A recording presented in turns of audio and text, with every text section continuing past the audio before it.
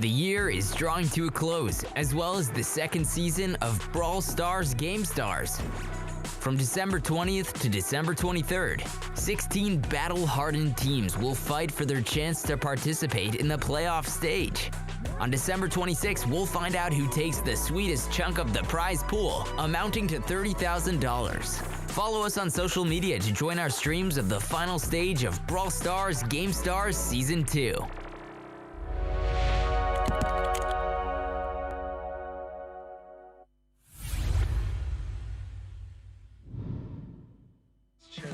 Trophy. There's no bronze or silver medals here in Hot Zone or most modes in Brawl Ball, to be fair, so they need to take that win here. And it seems like Totem won't be able to just barely take the victory. 6% fight to wait patiently for the time to end, or they can go for it now, or when I said overtime to I meant regular time to end, overtime to begin rather. The pass from Maru team wipe was there anyways, and 8 if they're not even get that blue star back from High Chaos. This could be a big play on the right side. Lawrence is going to get hit by 2 tick supers in a row. Great way for DA to cycle those out, and he's able to push back Matthias. Now, bad High Chaos or regular High Chaos, I don't know. It does seem like it's for Minecart to make it their last. As Escobar fighting to stay in this top side of the bracket.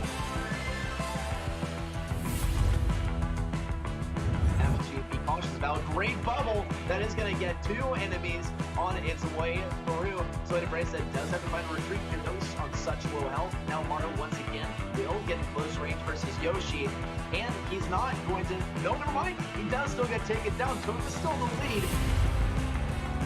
for Bunker to take the win. But now what we can do is reflect on how exactly they're going to prepare for the next game. Boss might have a Polar Vortex ready to go. There it is. They were ready for that final push. Ekwack doesn't have a super. There might be enough time. 8, 7, 6, 5. Ekwack will try to push in, but it may not matter at all because now you can afford to lose that star. Boss also getting stunned out. Big heals by Darkhold. Big stun by Carol, and the chain is stunned by Carol, but Ekwack gets all the way over to the left side versus Scared. Darkhold needs the damage versus Scared, and he's going to go for it. It's going to pay off. There's the heal, and Boss has a bunch of healing targets to work with here. Carol has a stun. Boss is going to get stunned. Is there enough damage to take him out? Yes, Lawrence does pick up the kill. Now Lawrence is quite vulnerable here, and he's too vulnerable for... Never mind, he stays alive. Ekwack also occupies the left side. Boss is doing a great job of defending, but the speed plus the super is so aggressive from the side of Yoshi, and this looks like it could be a team kill. Good pass of the GA, and it's just going to be the second siege run going to AQM. Still not a single bolt for the likes of Bunker, and GA VGX picks up another kill on the right side. 9 volts on this bot. So monstrous. And this is Supers are charged, and the Brawlers are craving to use them in the second season of Brawl Stars Gamestars. The final stage divided into 2 stages. International Final Stage, which will be held from December 20th to 23rd, and the Playoff Stage, which will be played on December 26th. The fate of the champion title and the $30,000 prize pool will finally be decided. Top 16 teams that battled through the international group stage will be divided into 4 groups with 4 teams each playing in GSL format. The 8 most persistent teams from the international final stage will advance to the playoff stage. That will be held in single elimination format. Teams need to play all their matches in one day, so they have no room for error. Follow us on social media and join our stream of Brawl Stars Gamestars Season 2 Finals. Time to brawl!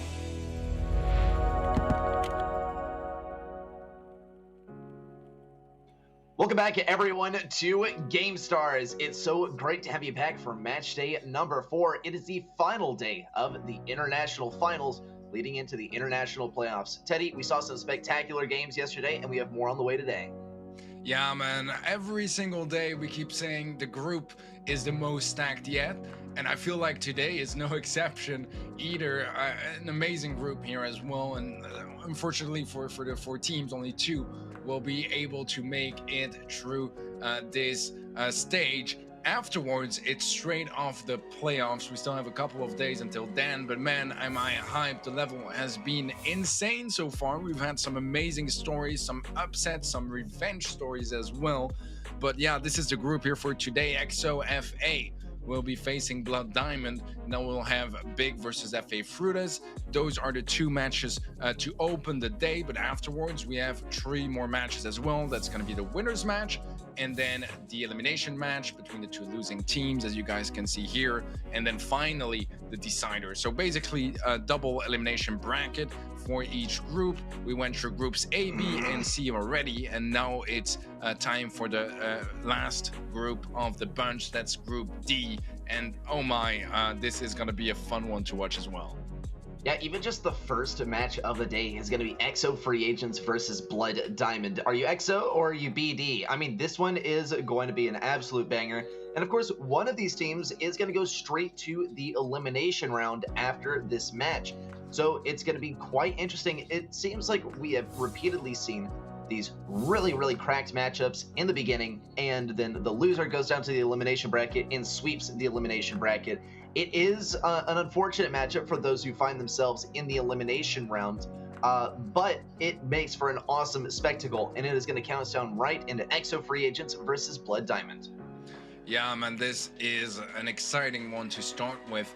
A small thing to take into account as well is that here in this case for EXO, they are bringing in a shield rather than Sun Bentley, who they finished the BSC with this year. And so far, I wouldn't say it looked amazing, but it also makes sense, right? Those guys are not playing together as a long-term team either, so definitely not going to be putting in the same amount of time scrimming and getting that experience down as if you are planning to play together for an entire year. But looking at our maps and modes, we'll be kicking things off here on Dueling Beetles in Hot Zone. We'll have Sneaky Fields in Brawl Ball right after, and then finally Bot Drop in Siege. If it gets to a 4th or 5th set, we'll have Minecart Madness in Gem Grab and Safe Zone for a Heist. So a pretty varied set of maps here, a little bit more focused, I would say, on closer range for the most part. Some of those long range maps are not in the list, I'd say, besides for Bot Drop and Safe Zone. It's gonna be very chaotic, very much more around the closer range side of things. And Dueling Beetles, I mean, it's a lovely map to watch. We've seen tons of different things being played out over there, but it seems like we have our bans ready already, and EXO are going for an interesting one, the Carl ban. I don't think I have an explanation for that ready set. I'm trying as bad as I can, but honestly, I'm not sure. I'm really not sure. And even worse than not sure, I have no idea. I mean, neither do I, right? Maybe this could mean something for bot drop for later on. But besides that, Carl doesn't have a whole lot of utility, and that is quite unfortunate for, well, I don't even know. I mean, they deliberately chose this brawler to ban. We'll see if the second brawler that they ban is Shelly or something. But from Blood Diamond, they're getting rid of Lola. And we have seen this brawler banned out so much. But even when she isn't banned out, she seems to not get played a whole lot. We'll see. Yep, that second ban is going to be Penny, interestingly enough. I can totally see the utility of this one. It's going to be useful for dueling beetles to start us off. You can get really strong positioning with the turret, but even then, it is a challenge to get it up in the first place. From the side of Blood Diamond, though, they're getting rid of Poco, and this is a really, really smart pick, in my opinion, for dueling beetles and the rest of the maps to follow, like Sneaky Fields, because you're mitigating the effectiveness of the tank play, and that is something we missed a lot yesterday. We kept on saying, oh, well, you know, I really hope they play tanks, or I really think they're going to be playing tanks, and it was only long-range brawlers yesterday, and it seems like that may just continue on in today. Yeah, still those bans from XO I find very interesting, honestly. I mean, you know, I'd say something like a Penny ban, if it's mixed with a more usual ban, it would shock me a little bit less. But in this case, I still find it to be very interesting, especially the Carl. I'm not sure, honestly, what is going behind their minds here to take this decision. But looking at the rosters here, I already introduced you guys to XO. So Cursed, Whitey, Shield, we have Javi, Rafa, and Ali SSJ on Blood Diamond side of things. I'd say that, you know, for the most part of the year, I would have told you XO are the better team. They did win GameStar Season 1 as well, but now I don't know if they're quite as good. I wasn't the most impressed so far by what we saw in the international group stage either. So I would maybe even consider giving the advantage to Blood Diamond for a matchup like this. They've been in a good form for the last couple of months and just getting better and better. And I feel like most days they should be able to win this this matchup, honestly.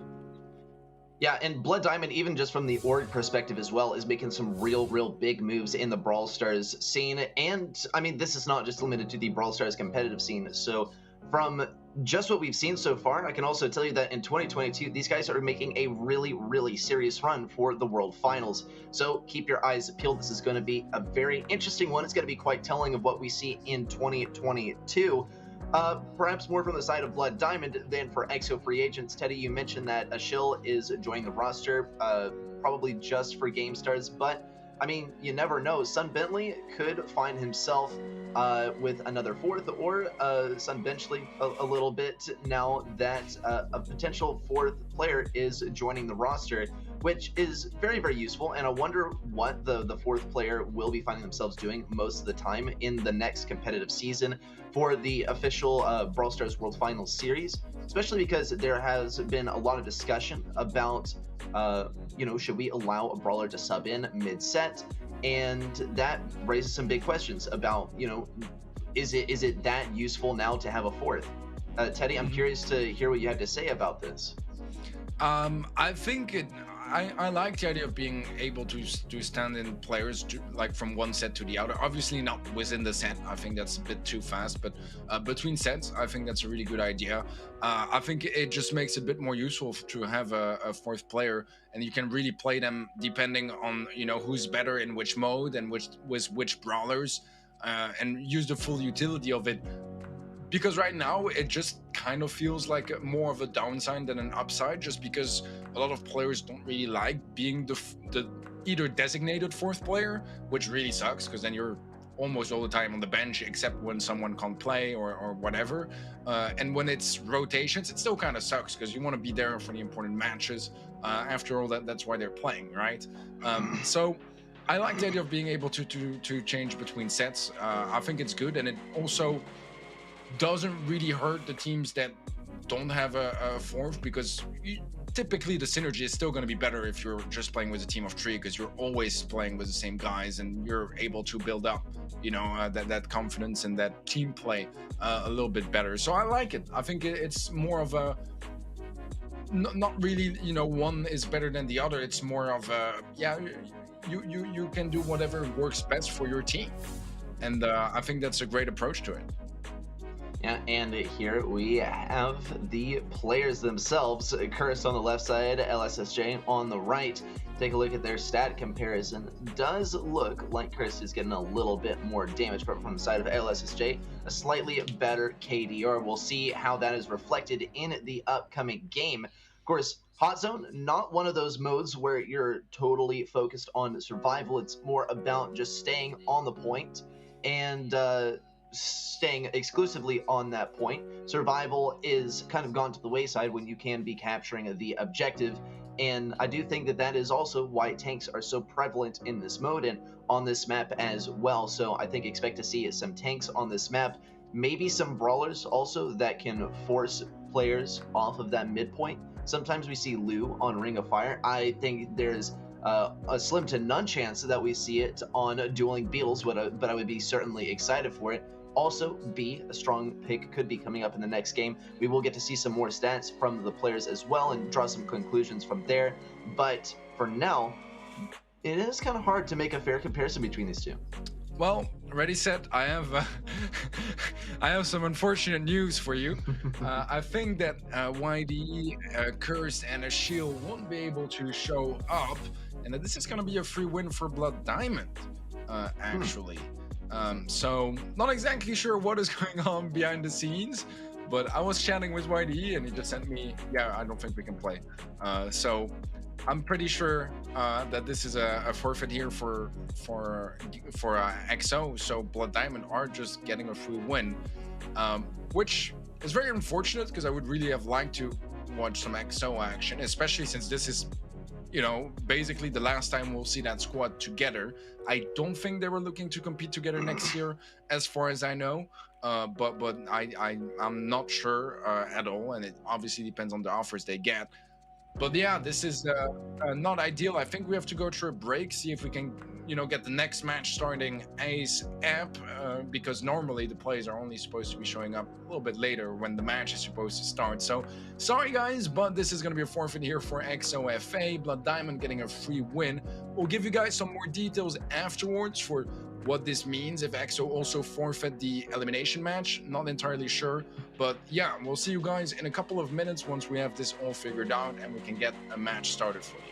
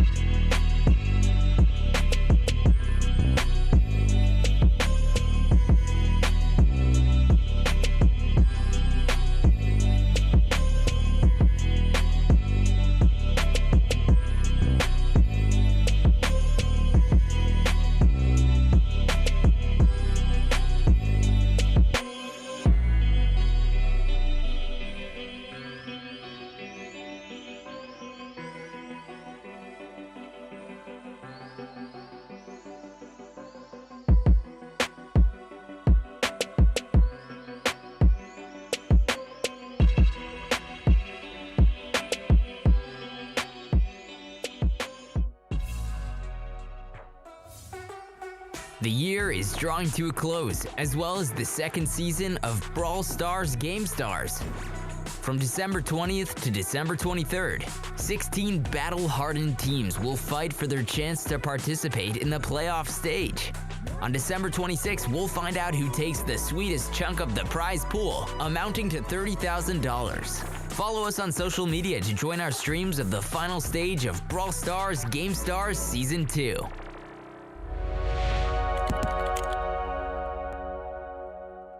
Welcome back, everyone, to GameStars. It's so great to have you for match number 2. We're about to be getting into it.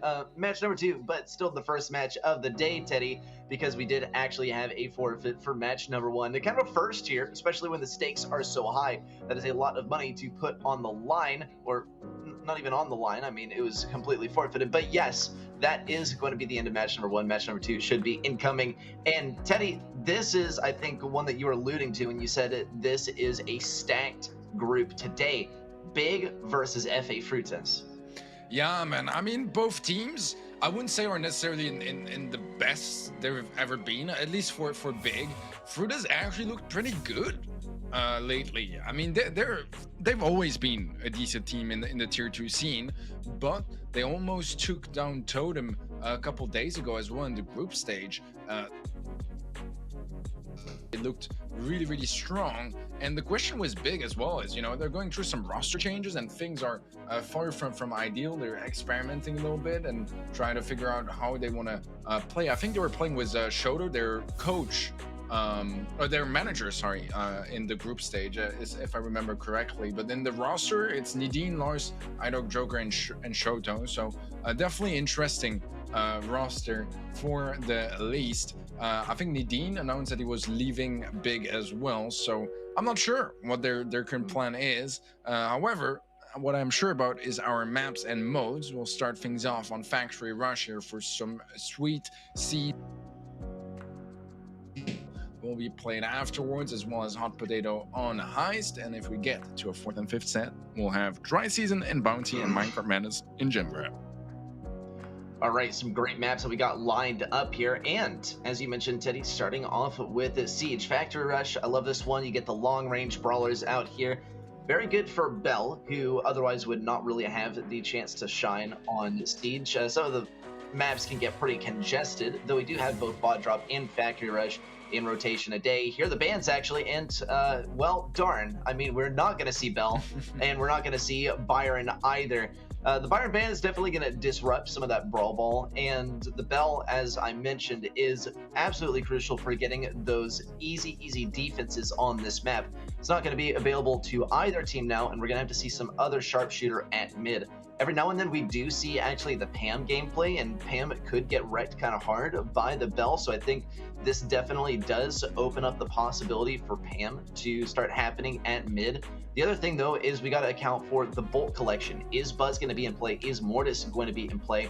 We're going to get the next set of bans out, and neither of those guys are banned. Interesting to see the Max ban. Rosa ban we've gotten kind of used to by this point, but Teddy, Max ban, usually that one's banned because you either don't like playing against it or you don't like playing with it. Yeah, it's very interesting for sure. I mean, there were periods where Max was very often banned because it was that good, but I feel like this is not one of those moments. And it's still a good brawler, but I think what happened as well, I mean, first of all, a couple of nerfs, not necessarily right now, but in the last couple of months, it did, you know, get nerfed more than it got buffed for sure. And the extra thing is, with the speed gear, on a lot of maps where Max would be a really viable brawler, now it's kind of like you already go almost that fast by just being in a bush. So is it really worth it to have a brawler where his super is literally just going to give you speed and they don't override, right? It just doesn't add up. I mean, they do override. I think that's the right terminology. So they don't add up, which means that, you know, on something like Sneaky Fields, for example, it's not at all going to be useful, right? Because, I mean, it's still a decent brawler, but it doesn't nearly shine as much. It doesn't provide the team utility that it used to. So it really depends on the maps and modes here. So, I don't know, a bit of an interesting one. It's still a good enough brawler to be played, and you see it quite often still. So I respect it. Let's get to game number 1 here, where we will see those spams and the buzzes, as you correctly said. And honestly, Spike and Rico are not too big of a surprise either. Pretty standard brawlers for this map, as Idog Joker gets a nice kill on the right-hand side. And I said earlier they were playing with Shoto, but it does seem like Idog Joker is available to play, so they'll be playing with him instead. All right, let's see what kind of value he's able to get here. He will be looking for multiple brawlers stunned, but FA Frutas are not going to allow that to happen. They spread out enough to where he cannot get that value. Here comes the Mama Squeeze as well on the right lane. Both of those turrets are going to go down. Well, I guess not the one from Big, but it will fall at some point. Andrew is going to go for it as soon as he can, and a great response on the grapple from iDark Joker. Spectacular defense of that bolt, and Big are once again going to be getting this siege without conceding really much of anything to FA Fruitas. They are going to be at a 1 bolt deficit following this deposit from Lars. There's the one from Needing, and we're all tied up on the bolt count, and Big has total control of mid. To their credit, FA Fruitas are doing a great job of defending the bot here, only conceding 10 damage, but they're all tied up on the bolt count, and they have no control of mid. It's going to be a rough last bolt collection phase. Yeah, they have a nice setup on the right lane. Big kind of left it open for them to take it back, but a nice counter stun there from iDark Joker. Gonna be saving Lars' life and claim another kill as well. 10 seconds now until we get that final bot, and it's looking like it should be going in the hands of Big, although it is close. But Big are running away with this final bot as well, as they just had more control. They had 2 lanes. That's twice the amount of bolts, unless you get a bit of an unlucky timing where there are a lot of bolts spawning on one side. It's really, really well played overall by them, and yeah, this does reassure me a little bit as well that they are playing with iDark Joker, because I have nothing against Shoto. I love the guy, but he is a manager and not a pro player, and that makes quite a bit of a difference, to be honest, because here we're not really looking at the managerial skills. We're really just looking at, you know, who plays a better Brawl Stars, and iDark Joker definitely does a really good job at that. So far so good for Big, an impressive start, and honestly not too much of a chance for Fruitas. They lose the 2 first bots, and then the 3rd one is kind of close, but still, I mean, without having 2 lanes and with the bolt count that Big had accumulated, it just didn't really feel like Big was in any sort of danger ever in that game. Yeah, I mean, there was a point where FA Fruitas did get a nice push set up on the right side, but that was really about it in terms of successes there for FA Fruitas during that last game. I will say, though, that my eyes were mostly on iDark Joker throughout the last game, getting not only great stuns with Buzz, but also consistently countering out the enemy Buzz's stun. And I think that maybe FA Fruitas need to play a little bit more of a game of chicken now with the Buzz stun, because it can provide really good value when you catch an enemy by surprise. But it just seemed like iDark Joker was able to see it from a mile away, and FA Fruitas consistently went for him rather than opponents, and that ended up getting him the victory consistently over the Buzz, even when we saw FA Fruitas grapple Spike or something. Still, iDark Joker was able to respond with a counter stun, and this is going to mean, I believe, that FA Fruitas need to focus a little bit more on iDark Joker, because he does seem to be the power player in terms of enabling those sieges, in terms of defending the bolts and collecting them for his own team to get those bots over to the enemy side.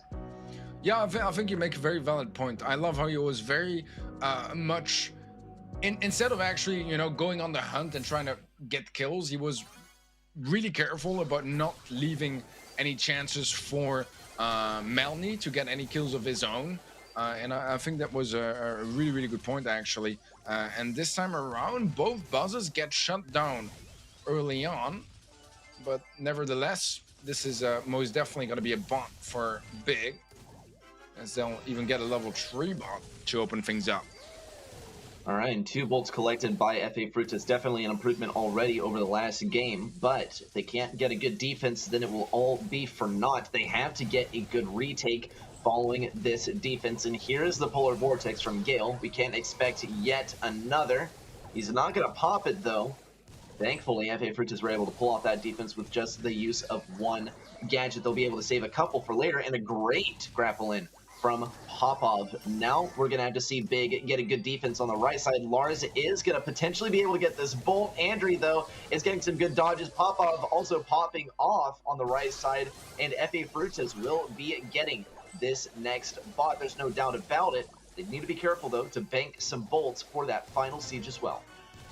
Is it just me, or did Nadine either change a lot or just straight up not look like Nadine? Yeah. I don't know. He doesn't look like Nadine to me, at least, but I haven't seen him in a while. Some last in August, where I had the chance to meet him. But maybe it's just the hat, or maybe it's literally just not him. It might be Eye Dark Joker, I'm not entirely sure. Or my eyes are just that bad. That's also an actual possibility. However, let's see who gets this final bot. So far, there is a bit more control for Frutas, but a bit of a mistake there from Melny. He goes down, that gives away a lane. However, Nadine is in deep trouble, and I don't think that Big can catch up anymore. This is gonna be a final bot for FA Frutas, and now their chance to take the win. All they need is just some damage on Ike, and with the Gale, maybe just his super could be enough. Yeah, that's it. As easy as that. Well, I guess that'll do it. That, and he goes for it again. How funny. And we have seen Siege games won by just the use of a single Sprout attack. And I mean, I guess that'll do it, but several Gale attacks. Surprisingly, I didn't think it would take 8% off the safe, but I guess it was 2 per shot. 2 per shot. Two per like, shot? Another shot from something at some point, or maybe the bot, I'm not sure, but still, I mean, good enough, right? You can do it for through walls. I would be worried if you know, I had an actual Ike or like a robot, and that would take 2% damage when you just blow at it. But it seems like that's how they built them in Star Park.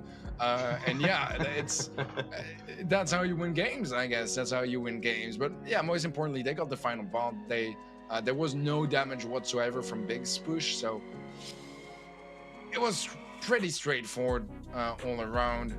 Mr. Melny on the screen, looking very focused. Some communication with the boys, trying to see what the way is for the next game. He has very vibrant eyes, like the color is very vibrant. His headset is the same as my headset, but it's black. You love the Alienware representation on the live stream. Here's needing, or perhaps not. Well, needing, I'm not as you sure said, now, Teddy. because he looks kind of similar, but I've never seen him with a mustache, nor a beard, nor a cap. So I'm not sure. I mean, it is, but I'm surprised. No, but you know what I mean? It's so different, right? Having both the cap, so we don't see his hair, and the mustache and the beard. I mean, if you look at his pictures, it doesn't look like him, you know? It's the filters. It's definitely the filters. And the backwards cap. I mean, I wear the cap backwards, and you can't even tell it's the same person, right? No one. That's a fair point. Right? The first time I saw you with hair, I was shocked. I feel like a lot of people feel that way. I'm always wearing a hat just because I think they look cool, but people are like, wait, what? I like in person at Worlds, I didn't wear a hat, like, except for like one day there, and everyone. Were there people that didn't recognize you? There were not people that didn't recognize me. The only person that came up to me and asked me like who I was Zulon's dad, right? And Zulon's dad came up to me and he's like, "You're ready, set?" I was like, "Yeah." And he's like, "Hi, I'm Zulon's dad." He's like, I watch you on stream all the time." It was such an experience. That was the one person who came up to me and was like, "Hey, I'm a fan." Everyone else, I'm a total fanboy for them. They're all pros. We got all pros on the field once again here. Big is going to be struggling to get this first push off. Eye Dark Joker, is going to get grappled, and Pop Off is going to pop off once again. Level 2 siege bot for the side of FA Frutas. All right, this is a good start for Frutas. They have the bold lead for next preparation phase as well. Melny still popping off and almost getting a second kill. It's still going to be a decent amount of damage considering it's just the first bot. Big are going to have to come up with some cleaner games, some cleaner defenses, rather. And Melny shouldn't be too far from his next pool as well. But he's instead going to be gadgeting his way out with the bolt. Wants to make sure he banks it for his team. And Nadine has a clear angle. Melny kind of teasing a little bit, but obviously reloading his super in the process, but does end up going down as Nadine just snipes him out of existence. The level 5 bot now for Frutas, and this is looking pretty decent if Big can defend this off well, and so far it looks like they certainly will. Even the Barley doesn't find any connections on the Ike. And now it's retake time with a 7 bolt lead for Big. All right, Night Dark Joker gets good value with extra bouncy. We'll see if he's able to replicate it on the right side versus Pop-Off. Needing's going to help out. Almost a double stun. Needing has to go for the vertical super, and he's not going to be able to get any damage on Pop-Off in the process. There's Homemade Recipe, though, and the kill is going to come in on Andre. Big still, though, has to collect at least one bolt to make this happen, and Night Dark Joker will be either the difference maker or the non-difference maker. 8 to 8 on the bolt count. Wow, and a draw for the final siege. That is going to be a victory for FA Frutas, unless Big can do something impossible. Yeah, I'm not sure what Big's plan was. I feel like with a 7-bolt lead, they should have just all gone on one side and just get 1 or 2 bolts, you know, that's what they needed. I don't know why they kind of split up and played it like the usual. I feel like this was a pretty free bond, or at least would have been more likely to happen if they all pushed the same side. It definitely helps if you're in a 3 versus 1 or 3 versus 2, rather than going for the 2v2 and the 1v1. I mean, sure, if one of the lane falls and you win one of the lanes and you're able to pick up the bolts from there, good enough. But here, they all got shut down because in even fights, you have an advantage at defending unless you really have supers available or you hit some magnificent shots. But in this case, they really didn't. So yeah, a bit of a weird way to end that game, and I feel like Big made a bit of a decision mistake where personally I would really just have pushed with all 3 players on one side. You don't need that many bolts. You get 1 or 2, those are bolts that Frutas are not going to be picking up, and that makes a world of difference. And perhaps that just kind of flew under the radar. I mean, I personally would have just kept playing the game how it was, not out of a decision of, oh, this is most likely to work, but just out of muscle memory, out of habit. And I think this is what happened. Big got pretty comfortable. They said to themselves, okay, well, we got this last one, and continued to play like normal when they needed to play like it was the final bot. And there was actually potential for FA Frutas to catch up and tie up on the bolt count. Here you have the stat comparison too, and you can see Big actually did quite well in the front of kills and damage, but FA Frutas played the objective so well, and you can see it plain from the stats. We saw a lot of buzz comebacks in the last couple of games from FA Frutas, and that was really the main difference maker, in my opinion, was the buzz diff when it mattered the most. Don't know if it'll happen on Pinball Dreams. It's certainly possible. Some brawlers that could be coming out here could look at a B and Barley, Surge on the lanes, and a few others, Teddy. Yeah. I mean, it is a very nice map. I actually really enjoyed. I think it's working really well for competitive. A lot of different brawlers are viable, and there's a lot of different possibilities. And I'm always in for that. I mean, we like Shooting Star and its traditions, but we also do like seeing a bit more versatility, and this is definitely a map where you can do that. I think that Rico is one of the brawlers that we see the most consistently on this map, just because it works really well in a lot of different places. But we're not going to see it here at all. Actually, we'll see the double B, then we have a Sandy, a Daryl, a Leon, and a Frank. But also, we have a trick shot from John, which is going to be opening up the scoreboard only a couple of seconds in. Amazing teamwork here from FA Frutas, and a good effort by Lars to get the defense, but it just didn't happen in the end. Lars is going to get shut down on the roll-in on the left side, and Night Dark Joker, despite winning that right lane, will be taking a lot of damage too. Pop-Up will be looking for a swift kill, and Night Dark Joker is able to win the fight anyway. Andre continues his aggressive positioning. Night Dark Joker has his super, and he's going to get stunned out of it by Andre. Thing is, Andre only has one more gadget left to go. Gonna have to get good value with this super. Popov will be passing the ball over, and now we gotta see the pickup by Zonzon. It's not gonna happen though. A great defense by Night Dark Joker. The clever positioning is absolutely going to be key. Meanwhile, on the left side though, Andre did try and get through versus Needing. Did not quite work. And now FA Frutas is gonna be pushed back to mid. All right, a bit more than a minute left on the clock. As Big really need to get moving and start working towards a goal of their own. Melanie does fall. It's a nice double kill for Big, but leaving enough time for some potential respawns. The push is still coming through, and Lars is able to just tank through the Sandy. This is gonna be Big tying things up, and now things get a lot more interesting. Great stuff from Big. They also have a super on Lars. It could be a big difference maker. iDark Joker's gonna get the stun and the kill, and there's the goal potential. No goal quite yet. Andrew got there just in the nick of time, and now Big are gonna have to find another way in. A great defense there towards the end. Andrew had to sacrifice himself. He might have to sacrifice himself this time for nothing, as he is outranged here on the lane versus needing. Popov really wants to circle over towards mid, but Zonzon appears out of nowhere to grab the kill. But now it's a matter of defending versus Lars. Here's a roll, and Lars has enough health to get through, and there's the goal from Big. That is going to be game number 1 of set number 2 going to Big.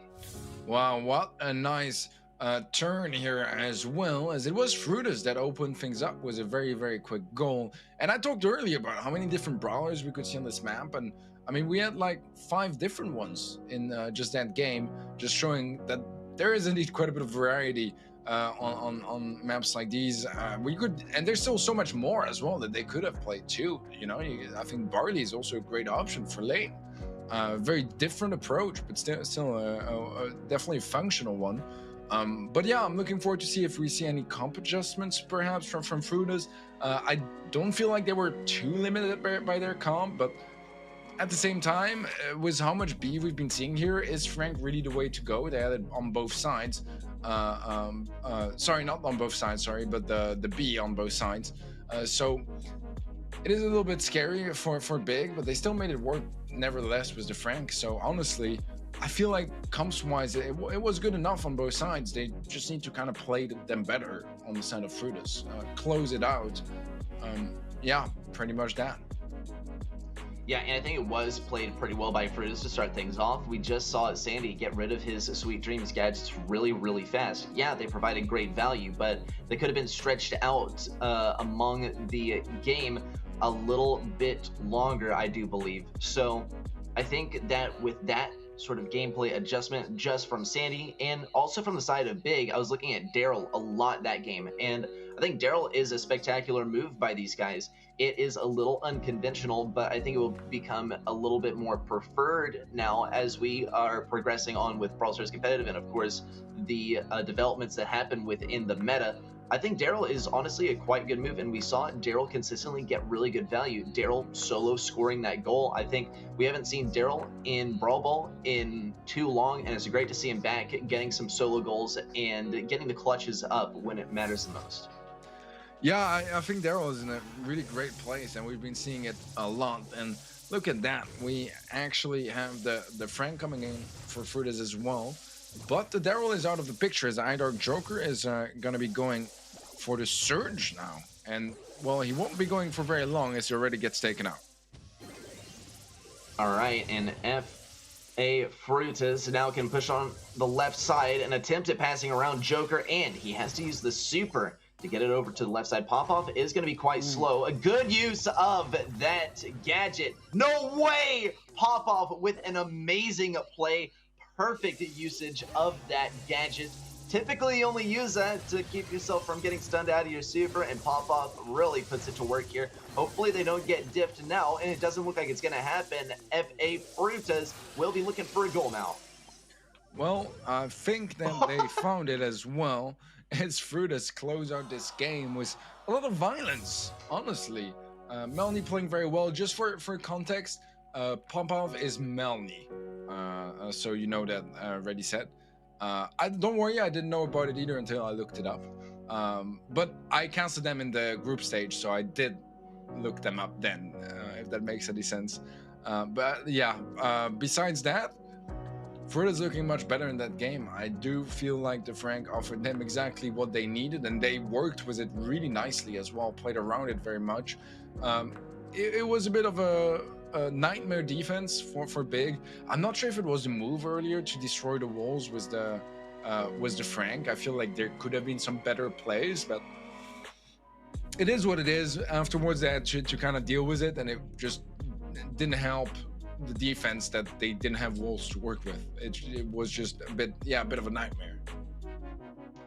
Yeah, not working super well for the side of Big in that last game. F.A. Fruitus really showed these guys up, and I don't know. It's going to be a really tough call to make as to who will end up taking this. Of course, we are 1-1. Big looks so good at the end of the game in game number 1, and FA Frutas have consistently, among the 2 games, looked very good at the beginning of the game. So if, once again, FA Frutas are able to get this lightning offense, not only can they close out the set quickly, but they'll close it out in favor of themselves and bring us to 1 versus 1. Yeah, no, that's a fair point. I mean, overall, man, I think that Frutas have been looking better so far, and Big are not far behind. But the dangerous position here is that they could be if they lose this next game. And with Frutas already reverse sweeping the first set, now they have the chance of reverse sweeping the second set as well. That would be pretty devastating for the side of Big. And yeah, coming into a third set with all of that behind you, it's not the best mindset you're going to be in for sure. So they want to be careful here. Big really want to take this game. It would relieve them quite a lot, especially, you know, we're this close to the playoffs now. So those guys, they want to go all the way through, but they're in the way of each other. Well, let's see what Big is going to bring this time. Interesting moves with the Shelly from iDark Joker from the side of Frutas. It is going to be Melny on the left side pushing up. Does get shut down by Lars. Lars still doesn't have that first super, though. He really wants it, but he's not going to be getting it quite yet. He will actually look for a goal here. Pop-Up, aka Melny, is going to have to get lots of damage. And, oh my gosh, a perfect bounce pass there with the gadget, and Melny gets amazing value, and I'm surprised that his player cam does not have any reaction on it. I would be losing my mind if that were me, but maybe maybe it's just how they play. I mean, in Pro Land, you know, it's just a usual day playing Brawl Stars. No, but it was a pretty nutty play, actually. Lars pushing forwards. It's going to be a one-on-one trade with John.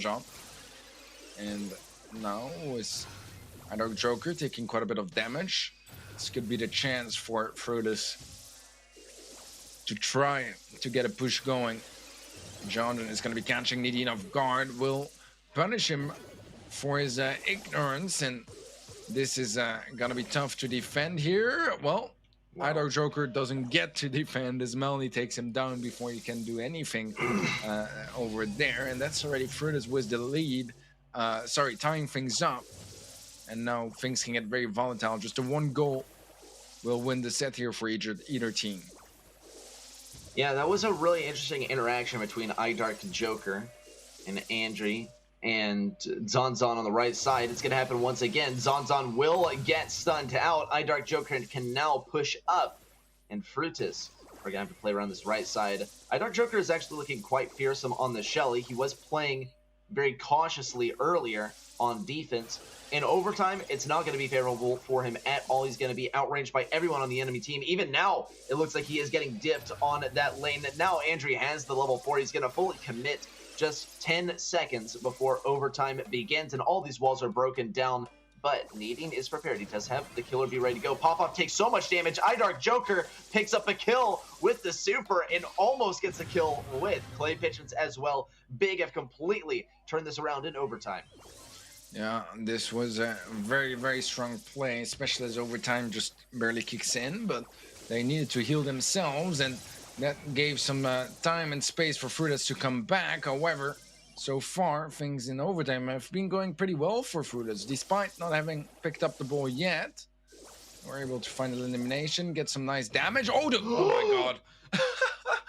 The timing on that's a disaster for Big, man. I mean, you know, going for the shot and then going for the kill, it's nothing too special, but in this case, it was just really well timed, and we could see the ball going for so long, and everyone could just watch. Especially once the kill came through. It was just like, well, that ball is slowly rolling towards the goal, but still no player will be able to interrupt it. Great stuff from Frutas, great team play as well, focusing on him at the right time. And that is gonna be Frutas with another set in the bag, and the situation getting a little bit more dangerous now for Big. I say expect nothing less from the B play from Melny. I mean, 1500 B is just something else, and it looks like we are going to get a recap of that play right there. But first, I mean, we saw Frutas pop off so consistently throughout these couple of games. The teamwork was just off the charts, and here we see Melny. Oh my gosh, what a play! And Teddy, as you mentioned, it's not anything extremely special, but it does feel like you're dying inside as you're watching that super at the end of its range, reaching its way into your goal. That plus, it is actually quite tough to sync things up perfectly so that your shot is going to travel faster than a ball that you just tried to score with a super. Yeah, no, that's a fair point. Well, this is a tough situation now for Big. 2 sets behind and 2 sets that were incredibly close as well, that kind of feel like they just slipped through, and they were supposed to win them almost steals, because the Siege set was the last preparation phase with 7 gems lead in favor of Big, and they still couldn't close it out. And in this situation as well, they got like a double kill or a team wipe literally as overtime kicked in, and they just did not really capitalize off it either. They were just playing very passive and once again got punished for it. But now with 2 sets disadvantage, they don't have any rooms for those mistakes anymore, because if they do lose 2 games, it's GG. So they need to be extremely careful at this point. And Melny is somehow able to take down Iron Joker, survives with 500 HP. Lois is there for the trade, but still a good start here for Frutas, getting the damage lead for now. Yeah, Frutas barely in the lead. Lars is going to get shut down at mid. Popov is barely going to stay away from needing, and Andre is going to look for the kill on Iron Joker, gets it. And Frutas are succeeding so much at playing this crazy offense. We'll see if they're able to do it again. Roll in from Andre. There's a super from Iron Joker, this time getting the good defense. Meanwhile, at Frutas safe, though, damage rolls in from Needing, and Needing has to roll all the way back to the respawn too. Big is having to play a tough defense here. There's also the super from Melny. He's not going to be able to get too much value off of it, unfortunately, but here comes Andre for a little bit more, and Melny gets the kill in the end. Big is taking so much damage on their safe, but from the side of Frutas, they're taking a lot of damage as well. It has stayed consistently close on the damage front, Teddy. Yeah, a bit of a lead for Frutas still, and with the 2 set lead, Big need to start really worrying here. Andre gonna go for the dive onto the save, gets so much damage down before he gets taken out. That's 78% done already, and we still have 50 seconds left on the clock for some potential changes, but things are lining up nicely for Frutas to maybe already get their first match point. Yeah, meanwhile, though, Big is getting some good defense at mid. Andre once again looks to push in. Lars has the friend zone gadget. Right. He and I... Let's see. Oh, all right, you're back. Ready Set didn't realize that he was doing a spike compression for a moment. Let's see what Melny has to say on offense. A lot of damage rolling in, only 7% remains, but Big has their backline all the way pushed up to the side of Frutas. Lars wants a little bit more damage, only 9% left, and Needing will be able to get that last shot. Oh. No way, and Dark Joker helps out. Frutas narrowly lose this game by a 5% differential. Unbelievable stuff. I mean, this is what we saw Big kind of struggling to do, was stay alive on the offense throughout all of these games, and now they are managing to do it in the face of defeat after it had been facing them straight in the eyes for about 30 seconds there. So remarkable stuff there from Big. Good character development too, but here's the deal, Teddy. We have seen a consistent pattern throughout the first couple of sets. It goes Big wins a game, and then FA Frutas reverse sweeps the set. I don't know if it's going to happen again, but I mean, we have probably a couple of games left in the set to find out. Yeah, it's pretty crazy, you know. It's almost as if Frutas don't really know what to play on the map, so they lose the first one because of bad picks, and then they win the second one once they stole a couple of those brawler ideas. But no, more seriously, Fruiters are looking good, man. They are, and sure, this is nice for Big, and again, a sign of life. But after that sign, it was quiet every single time so far for Big. And the problem is they can't afford it anymore. They need to win this set, because otherwise it's going to be GG's. And Fruiters, they are rising in confidence and probably feeling at this point like they have this match very much under control. Well, let's hope for the sake of Big that they do not feel the same way. Fruitus has this match under control. We are going to see some different picks here from the side of Fruitus. That is going to be the Rico, and it's going to be a mirror match overall. Dark Joker finds the opportunity to push up and get some damage with extra bouncy. Meanwhile, Andre is having a tough time on offense. Big still have yet to receive any damage on their safe. Zon does not back down for a moment, though, as Popov, aka Melanie, looks to get some more damage at mid. Damage or control, just keeping the enemy back, is really the objective here. We'll see what happens on offense for Big. Lots and lots of damage rolls in from Needing. A really good gadget there too, and they've already taken off 52% of Fruitus safe. Yeah, a great start from Big, and finally showing some good signs of life. Let's see if they can keep it up like that. Dean pushing up, looking to get that super. Does get it now, immediately goes for the roll, but he's not really getting punished so far. A decent amount of damage coming through, and this is looking a whole lot like Big are going to be picking up this set.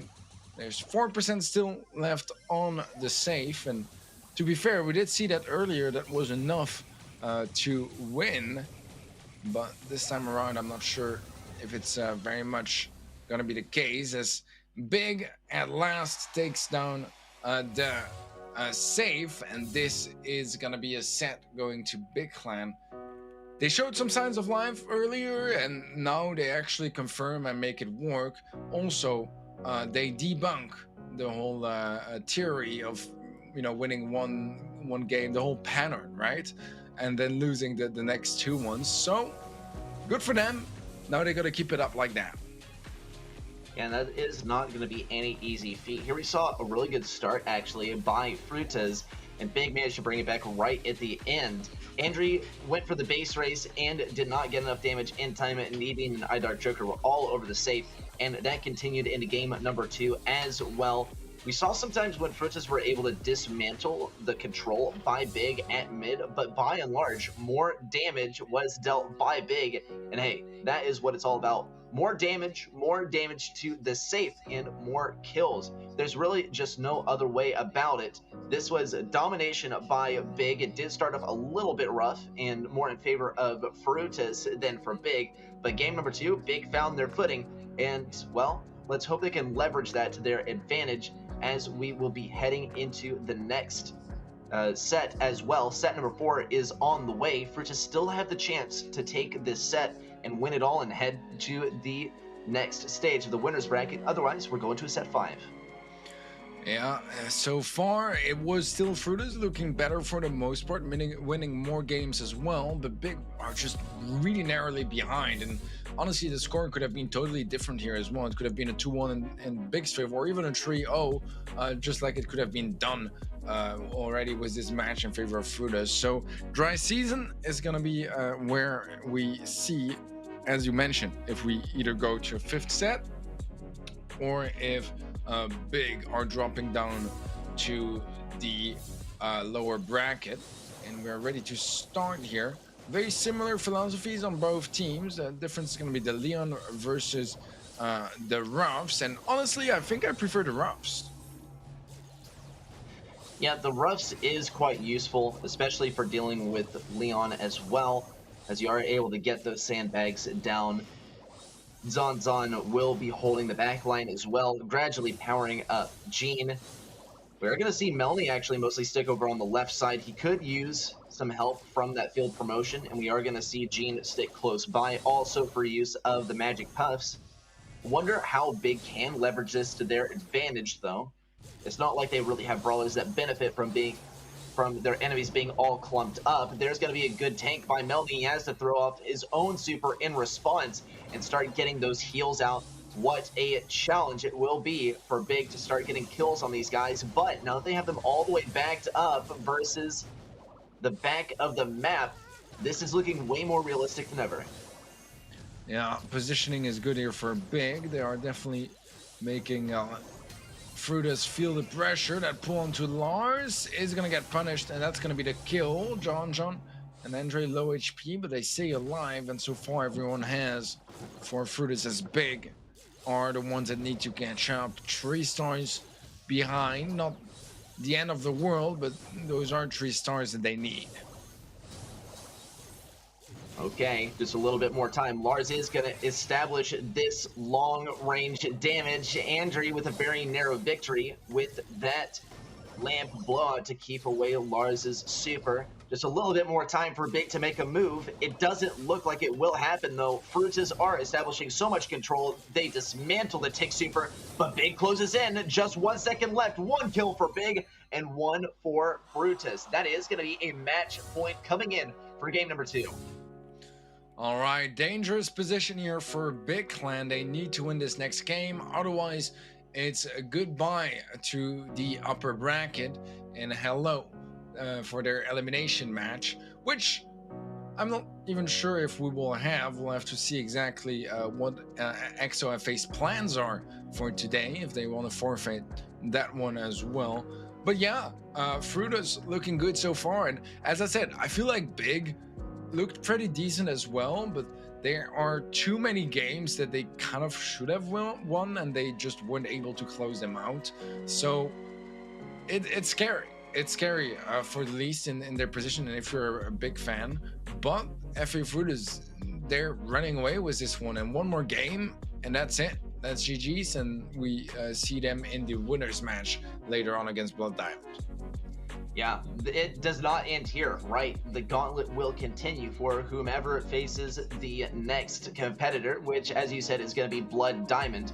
It's not going to be easy. We didn't get to see what shape they're in off the beginning of the day, but we will soon enough. It's going to be after this match, so we're really just finding an adequate opponent for those guys. Is it going to be Big? Is it going to be Frutas? From where we stand, it looks quite a bit like Frutas because we were nearly in a mirror match. The main differential was the Roughs versus the Leon. I'm not sure how much of a difference it made. Teddy, you and I, we both preferred the Roughs, and it did sort of counter the Leon, like kind of a soft counter.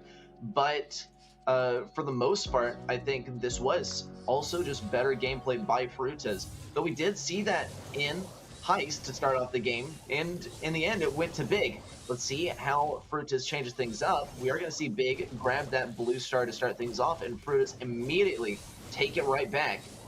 Already, Frutas is in the lead. Yeah, punishing whoever steps too far in the mid to try to reach that blue star. And so far, that paid off big time here for Big, leading by for Frutas, leading by 1 star. As Big are in a bit of danger. They can't afford to lose this game, and Nidini surely is going to go down, giving away another star or 2 to Frutas. Things seem to be very much in their control so far. A push with Larson, his stick head on the left side, but his pen gets shut down. And although our Joker finds Melny, actually that blue star is going to be enough to give them the lead, so never mind. Lead barely in favor of Big. They still have to be patient though, and very careful because there's still 45 seconds left on the clock. Okay. Frutas just needed another star, but Big will be claiming a couple for their own. Great max range gene pull there by Needing. But Frutas don't get to back down for a moment. They have to keep on pushing up. There's the tick super also. Lars is going to have to respond, or perhaps not. There's the assistance as well from Needing, and Lars gets to hang on to his own super. He is quite low on health, though. Pop-Off is going to try and go for him. Frutas do swiftly take out that super once again. Needing picks up another kill, another super in from John, and Needing goes down 8-7. Frutas need 1 more kill. Lars is looking like a very likely target. Another super for John. This man keeps on cranking out these supers, but it's not going to be enough to get them the victory. Big still takes a victory, and they are once more at match point, but this time they could take this on to set number 5 if they get this win. Yeah, man, close games, but Big barely out-edging FA Fruiters here.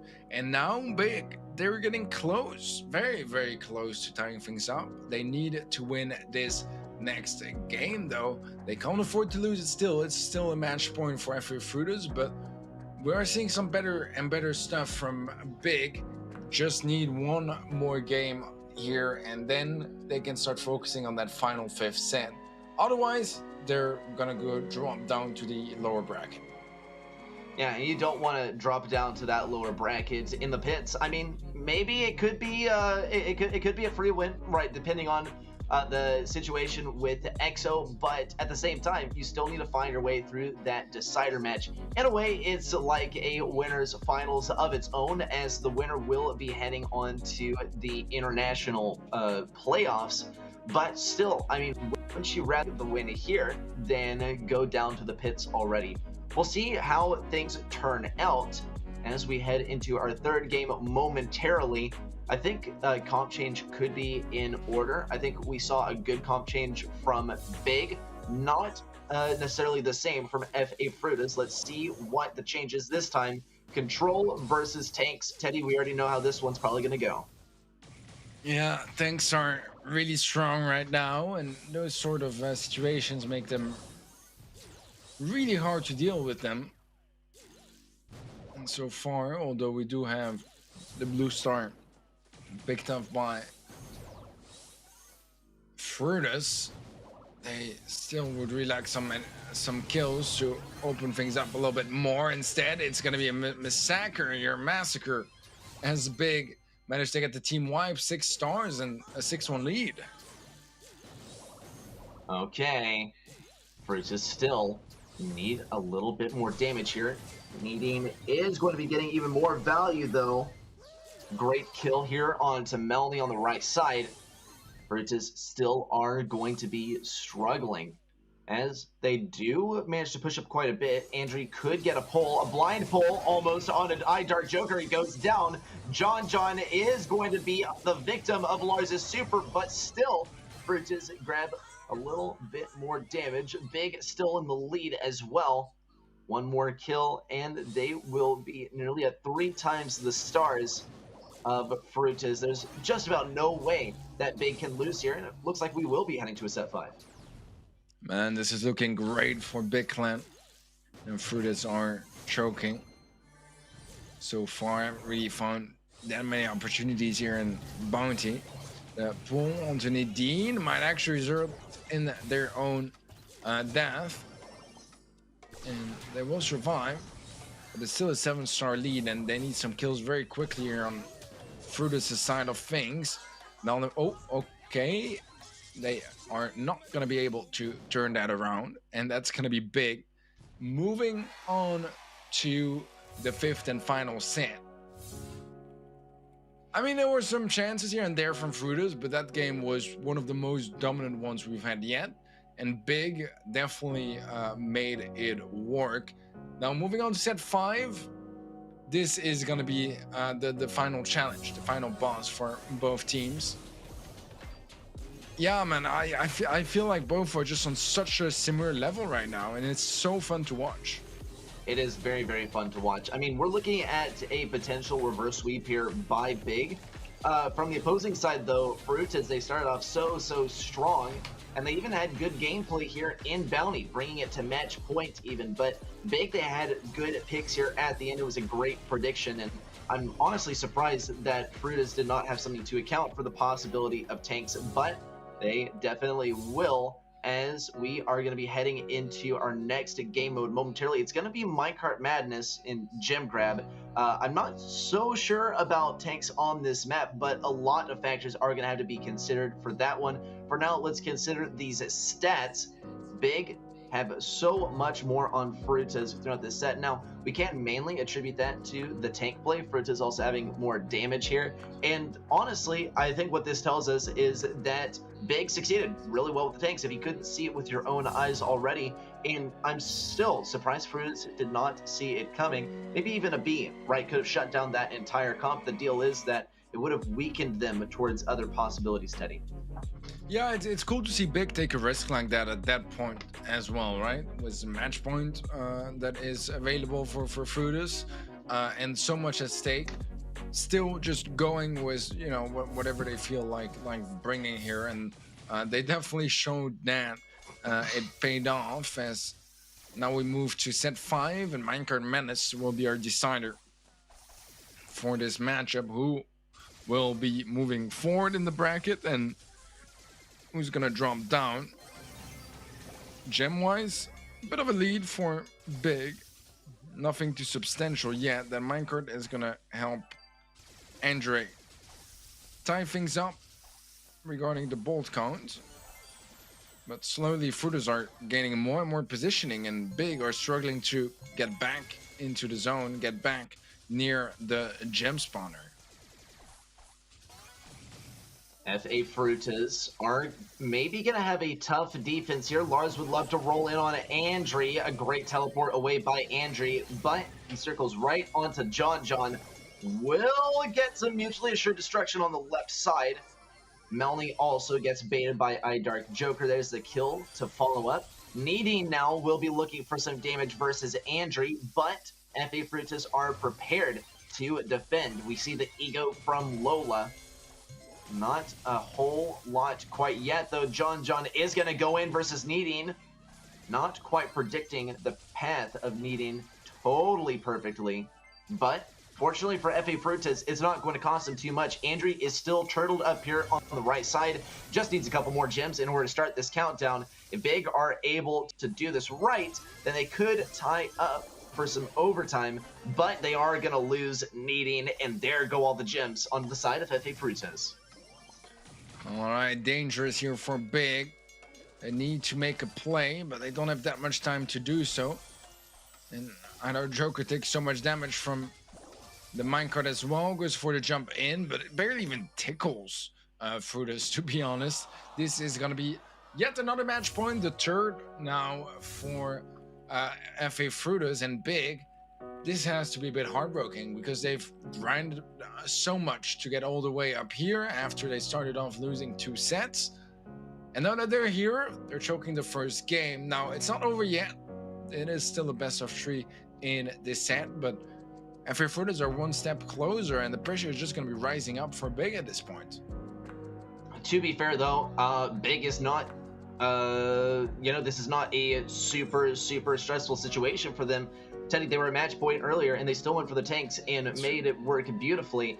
With comp, mind you, that could have gotten shut down by one brawler pick alone. So Big, I don't think they're sweating too much. Yeah, it's not the ideal situation for them, but clearly from what we've seen already, they can function under pressure. Now, do they play best under pressure? Probably not, right? That might be a bit of a stretch to say, yeah. But they can definitely play well, and they can definitely take a set back under pressure. Here's the big difference, though, is that they still took game number 1 in Bounty, and now FA Frutas have taken game number 1. There's no wiggle room for Big. They have to get a total sweep of this set.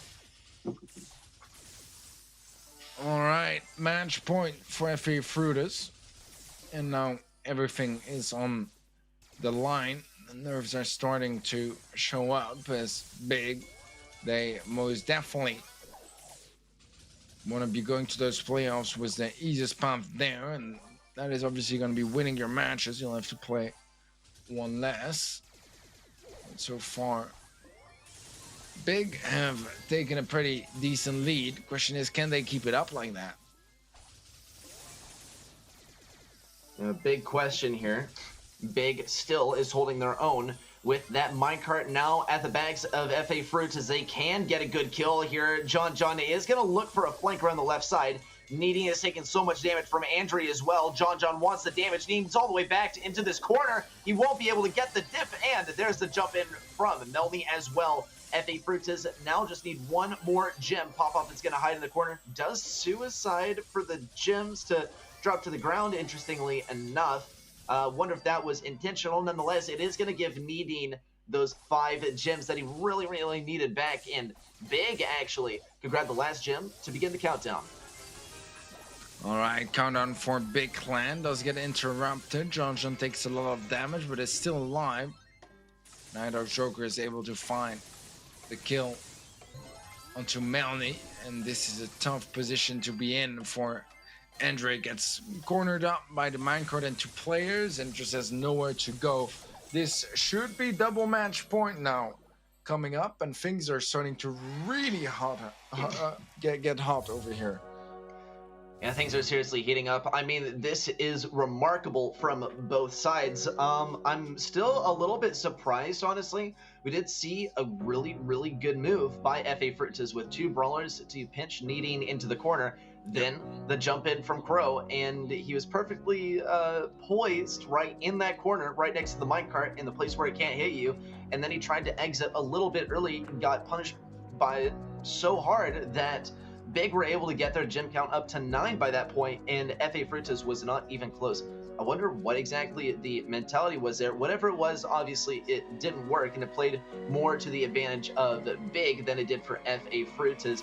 That would be tragic if that is what cost them the match, because FA Fruitas were honestly on a pretty good comeback trajectory in that game. Now, as you said, Teddy, it's going down to the match point 1 game to decide who's going down to the elimination round and who has to face Blood Diamond. Yeah, man, this is a tough match for sure. We said it earlier, we expect most of those matches to be pretty close, and I think for this one we are definitely not disappointed.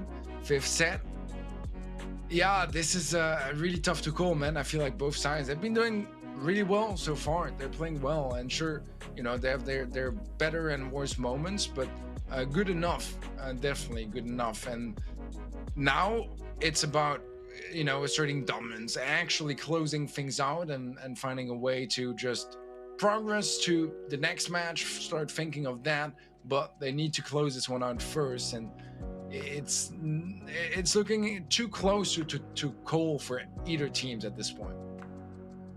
Yeah, I mean, we've seen it go back and forth. It looked so dominant for Fruitas at the beginning, and we said, wow, Fruitas got this. And then Big started bringing it back, and then once more, they brought such a strong performance in this last game.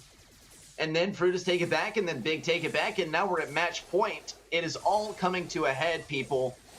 FA Fruitas, once again, will be making it happen with the same comp. Big, changing things around just a little bit. Lars over here on the Lola will be ready to use that ego whenever. Here it is. He's stacking it up on himself. It's going to get a bit of a damage debuff from having it right on top of him, but it's at the point where it's basically negligible. No one plays Lola's ego on a different lane, and for the case of Big, it is still going to be working pretty well. Yeah, they'll be happy with the current gem count. John does win the fight against Dunk Joker. And now, both sides need to be really careful. Big is getting close to the countdown. Don't want to give that away too early on. But on the side of Fruitas, they're close to taking it out. However, the minecart is there to save Nidin's life, or at least prevent them from pushing forward. As Big still lead by a couple of gems, but it's getting a smaller and smaller amount after every couple seconds.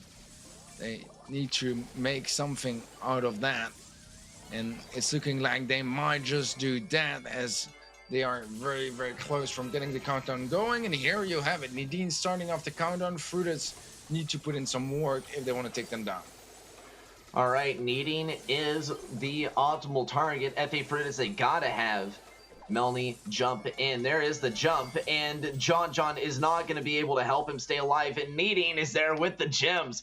And Big Clan will be taking the win at the double match point. This, my friends, is called a reverse sweep. And Teddy, you and I were both for it. Great stuff by Big. Such a close matchup. And I would say there's honestly a chance that we see these two face again. We are going to see Big go on to face Blood Diamond, and FA Fruitas will be going down to the elimination round to face EXO. Whoever wins the elimination round will be facing the loser of Big versus Blood Diamond. And Blood Diamond is looking quite terrifying, but from what we've seen from Big today, I think this was a close game, but still a good warm-up for them, and they're ready to face Blood Diamond. Yeah, I have some more unfortunate for you, Ready, and for everyone at home. It seems like EXO are just gonna forfeit the rest of the tournament. So sadly, we won't be seeing any of their action anymore, even on the lower bracket, as they are not competing at this point. So definitely a little disappointing, I think, for the most of us, but it is what it is. And in the end, you're just gonna show up in a way, right? You're just gonna make the time or have the time, and it seems like right now they do not, or they, I'm sure, have their own reasons. Here's the thing, stats wise though, I mean, it's a little in favor of FA Fruit. Just a little bit less kills, a little bit less death, but in general, it was just that close of game. It really was, and sure, Big looked a little bit better here and there. It's not by a long shot, and it's looking pretty promising though for the rest of the matches of today. I'm looking forward to seeing them facing BD. That surely has to be a great match. Yeah, BD, BD, BD. Lots of BD fans, I'm sure, are waiting to see Big face these guys. Fruitus, though, really did take stats for the entire match here. Still Big, slightly on top, but it does show how close it is, both for the damage and the kills. It's a difference, but not a difference that shows that Fruitus couldn't have won this one. They absolutely could have. But guys, we have a couple more matches to go through. EXO, as I said, is disqualified, so we will have the chance to still watch the elimination match as well as the winners match. So rather the winners match and then the decider match, which is basically just like the elimination match, except in the decider, you straight up have a chance of qualifying for the playoffs. That's all gonna be a ton of fun. We're getting so close to the end of the group stage, so close to the playoffs, but we have a short break before any of that.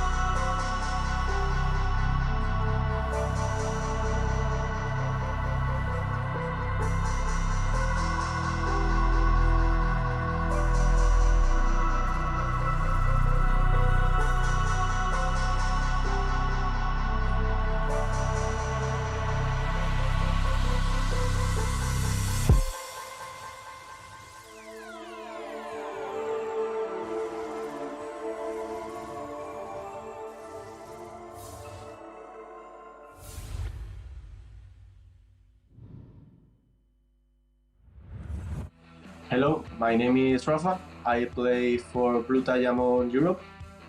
And my teammates are Alex SAJ, JB, and Blacksy. For us, the group stage was a little bit difficult because we don't play the last season of Gamestars, and we have to face some good teams like Tribe Europe and Navy. Most difficult match was Navy. We lost versus them, but we qualify later. In Blue Diamond, we want to face always the best teams because we want to prove ourselves versus the best teams in the world. And for us, the best team in Europe is Sky Gaming. We want to face them and beat them. For fans and for the viewers, we are going to win these Gamestars.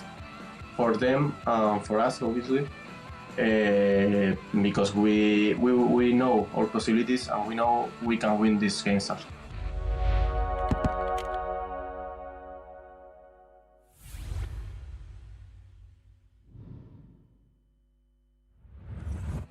Hey, what's up, man? I'm Nidin, or Dean Sahinovic, and me and my mates, Joker and Lars, are playing for Big Clan. The beginning was, I think, pretty easy. We had some better training, I think, than the enemies, which made it more easier to get the better comps and win against them. I think it was 3-0, and then the second game with Palm Angel was pretty difficult. They had some really interesting comps and played really well as a team, pushed together, and that made them really strong and had us in hard times. I personally would like to meet XO, I think is the name, with Cursed and Sun and so on, because we are really good friends already outside of Brawl Stars, and it's always been a good match in the past between us. Always close, always interesting, always really passionate, and that's what I want to see them in the finals with us then, to get a really good game and have fun. Thank you all for cheering us up, rooting for us in the chat, and let's hope we can all win it together and see us in the finals.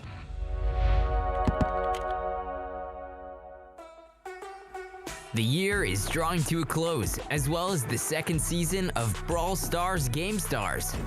From December 20th to December 23rd, 16 battle-hardened teams will fight for their chance to participate in the playoff stage. On December 26th, we'll find out who takes the sweetest chunk of the prize pool, amounting to $30,000. Follow us on social media to join our streams of the final stage of Brawl Stars Gamestars Season 2.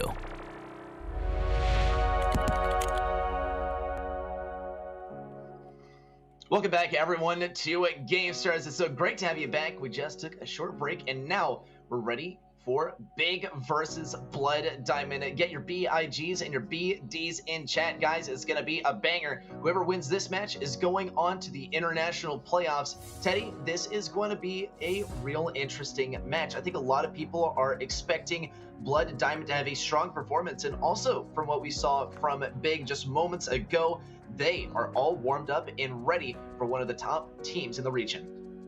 Yeah, man, Blood Diamond have been looking great so far with that trio sweep against EXO. No, I'm just kidding, EXO forfeit. But yeah, Blood Diamond is looking good, though. That is not a joke. Big Clan was looking pretty decent as well, to be honest. I mean, it was a tough game to win. They barely made it, but they made it. And that's something they're going to be very happy about for sure. Yeah, whoever loses this match also will be headed down to the decider to face FA Frutas. So we could get a bit of a round robin today if Big Clan takes the win. Otherwise, it is going to be Big versus FA Frutas part 2. But this time the stakes would be higher. Of course, that is all just in the realm of possibilities. We have to watch this awesome match first. Teddy, we got some great maps. First couple of sets are going to be Split and Sneaky Field. Set number 3 is going to be Shooting Star, and then should we need to break any ties, Nuts and Bolts and Pit Stop. Split, I like this map a lot, but it is kind of a hot topic of discussion too. No, it definitely is. I mean, it has its controversies for sure, but overall it is definitely a fun one to watch. But yeah, there are a lot of options here all around. Throwers can do good pretty often in the mid, like something like a tick, but most recently we've been seeing a lot of tanks all around. Played with something like a Gil, it can do great. Even without the Gil, you can have something like a Rico in defense, or even in offense, which is something we've been seeing more and more lately as well. So all around, a lot of possibilities, and ever-changing meta. To be fair, it feels like we're always rediscovering how Split should be played, but we should play them without a couple of brawlers, and those brawlers are going to be first Lola and then Byron. We'll have 2 more bands behind, following very shortly. But yeah, Lola, really strong brawler all around, and Byron, I wouldn't say really strong, but still in a pretty good place, and definitely a brawler that can be very annoying and that can make some other comps really strong if you bring it in. That's more how I see it. Yeah, and we'll see if Big also doubles down by banning out the Poco. Last time they did not ban it out, but they still did get rid of the Byron. With Blood Diamond getting rid of Lola, we did see her a little bit in the first match. She did make a lot of trouble on whichever side she was fighting against as well. So I think this is a good ban. The thing is that we still haven't seen her a whole lot, and there is the ban of Pam from Blood Diamond. Now, we have not seen the Pam ban yet in any of our matches, but it totally makes sense, especially when you're facing versus a Big, and I think we did see really good plays from Needing consistently throughout the match on Pam. So now with this brawler removed, he's going to have to find some other comfortable pick. Also, the Rosa ban from Big, same as last time, nothing too unexpected. From the side of Big, they're expecting something quite consistent for a match, but Blood Diamond's coming at him with the targeted bans. Yeah, I like the Pam ban. I think it's quite nice. It's quite fresh as well. And sure, it's not the most OP brawler. It is a brawler we've been seeing played a lot recently. So it's going to be a nice change of pace to get it out of the way. And just to clarify, both bans from Big are the same exact bans than for their match against FA Frutas earlier. So interesting to keep in mind, not really targeted whatsoever, really just very vague global bans that they like to go for at the moment. But yeah, looking at the rosters, you guys had the chance to watch Big play earlier already, but unfortunately BD, we did have that forfeit. So Javi, Rafa, and Ali SSJ, this will be their first match of the day, as that roster, man, that full-on Spanish roster has done a lot of great work already this year. Really looking forward to watch them in the next year and see how far they can go even in the BSC. But this could be a really nice preview, a bit of a, an entrée, as we say in French, to an amuse-bouche, even better, right? To get warmed up and have a bit more of a feel of how good they can actually be and how much damage they can do to the competitive scene next year. Yeah, I'm super hyped for next year's competitive season, and it's nice to get a little bit of a preview, a little bit of a taste here in GameStars of how things are gonna go. Teddy, even if our teams are not sticking together, or some of them are just like a ragtag team of mechanically skilled players that typically would not be playing on a roster. But hey, they made it so far in GameStars. If they're at this point, and if they take one of those 2 spots today, they're headed on to win the big bucks. After honestly, total honesty here, such an arduous process. They have fought their way through an entire month of this league, so many matches to get to this point, but the prize will make that deal so much sweeter, but they're gonna have to earn it as well. I think we will get some previews also of the player stats, but I don't know. Who do you think is one of the star players from Blood Diamond? Because from the side of Big, I'm mostly looking at Needing. Yeah, no, I think that makes sense. I think that honestly, on both sides, they've been looking great lately, and I'm really impressed by Big, just kind of, improvising in a way, because the end of the year has been quite chaotic for them as well. The entire year, honestly, has been, right? First, they started off with Sugar Snort, and then they ended up dropping him, and then they play with Eggborg. Then now he leaves. Now Lars, no, Nadine left now. I think Lars did not announce anything yet. I believe it's a bit of a mess, but it's nice to see that it's not really getting in front of them and stomping them from playing. So they always find solutions, always find someone to stand in, and they still manage to find some decent results even in those conditions. With that being said, they are starting off really well here, actually, as they have control of both zones. And sure, Gil is going to be a problem there on the right side. Lars is still defending off and should be shut down, but never mind. They find the kill there onto Rafa anyways. And all right, they don't have control of both zones now, but still one and a pretty big lead, which means that they could try to commit more of their resources in the offense later on. Yeah, the greater challenge is going to be getting this right side, especially with Javi throwing down that hammer down and Dark Joker getting shut down. But here comes the wall break, and Blood Diamond are going to be taking the shortcut route to the opposing side. They are still going to have to capture this right side and defend Primo as well. Primo's been giving them a lot of trouble for just a single brawler versus two that both have CC, but still Blood Diamond will be keeping up the control. Meanwhile, on the left side, LSSJ will continue to push these guys back over and over. Lars is going to get taken down. Rafa is able to roll in, but Needing keeps the distance. Meanwhile, Javi's getting thrown around on the right side. There's the stun as well. And Dark Joker and Lars will get the setup here on the right. Lars does change course a little bit, though, to defend the left side. And Big Clan is actually looking quite good here. Blood Diamond does still stand a chance of taking the victory, though. Yeah, it's really close. In fact, Lars was the stun. Javi does have the counter gadget to it, but a 1% difference. However, Dark Joker gets in the zone in time to give the lead back, but is that going to be enough? It's a really close affair, and Ali just keeps knocking him back. This is close, but still a really nice rotation from Lars that will make the difference here. And big win game number 1. But yeah, really well spotted because he was in the middle of his own fight and he just left. He was like, okay, my mate is going to be out. They might actually win this game if I don't rotate over. Rotates over, just has to stand in the zone. It's as simple as that. But really, how often are games lost due to, you know, mistakes like this by not spotting those sort of opportunities? So great job there for Big to make it work. Totally agree. Great stuff there from Big. Even though it was a close game, I think there were a lot of good displays of expertise and, you know, deep knowledge of the game as well.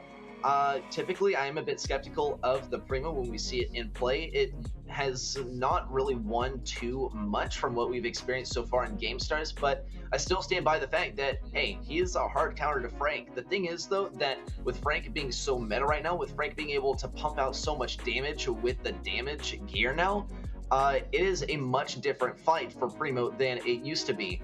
And also with Frank just being a good all-around brawler, a lot more players are practicing him and getting very good at his mechanics. Cannot say the same for Primo. It used to be kind of a level playing field. You know, sometimes you bring the Frank because he has a lot of health, and then you bring the Primo just to counter out the Frank and take advantage of the fact that your enemy is not really expecting to be countered out. So I think great gameplay from both sides. Obviously, first win does go to Big. I would say in large part due to the Primo pick as well. We'll see if it happens once again. Something tells me, though, with all those walls broken open towards the end, it started to look like a B's paradise. And so I think the Frank B combo could come out. We'll have to see if it happens. No B, actually. Same comps as last time. We saw how this worked out for Big. But Blood Diamond could change around their strategy a little bit. Make it work. Yeah, that jump in here from BD is going to get punished. They do clear the right side as well, the side of BD, so a fairly even start, although percentage-wise it is quite in favor of Big. It is 1 zone to 1 for now. Dark Joker is going to go for the super, but a nice gadget from Javi is just going to cancel him completely. And it's true that Primo, I mean, he's going to have to use all of his gadgets. He's going to have to force the Frank to use all of his gadgets before he can really counter him again. And that's one of the interesting things as well. Is Primo used to be a really great counter to Frank, but ever since his gadget got released, well, it's really not anymore, or at least not until those gadgets run out, and it's taking a while to get there, and until then, it's pretty much impossible for him to do anything on that side of the map. Javi getting pushed back on the right side. Dark Joker wants to counter here, but LSSJ will be keeping him back. Doesn't even have to use an ability, just has to threaten to use it. And Blood Diamond will continue to look for the control on the left side. Both Javi and Lars pop their gadgets. This time, though, Javi is going to find himself at the mercy of Lars's hammer. SSJ still has to push it on the left side, though. Still needs to get this next super. It's really a question of when it's going to happen, and there is the push onto Frank. Blood Diamond trailing by just 7%. They still have to keep defense of this right side. Meanwhile, for Big, they have to keep defense of the left side. But Blood Diamond with a small victory, or maybe a large victory on the left side, will be claiming a bit of percentage. Javi needs to get good value with the super. He could do it. Lars has a gadget still. Javi is going to not use his gadget if he even has one. It does look like he is out, but it does not phase him. Meeting has the push, but it's not going to take it Javi very far. And now Blood Diamond are nearing that 90% mark. Yeah, this is getting really dangerous here for Big. Blood Diamond looking good. Idol Joker gets stunned as well. Follow-up kill. Nadine surely can't defend this, and Blood Diamond will be picking up their first game, tying things up here in set number 1.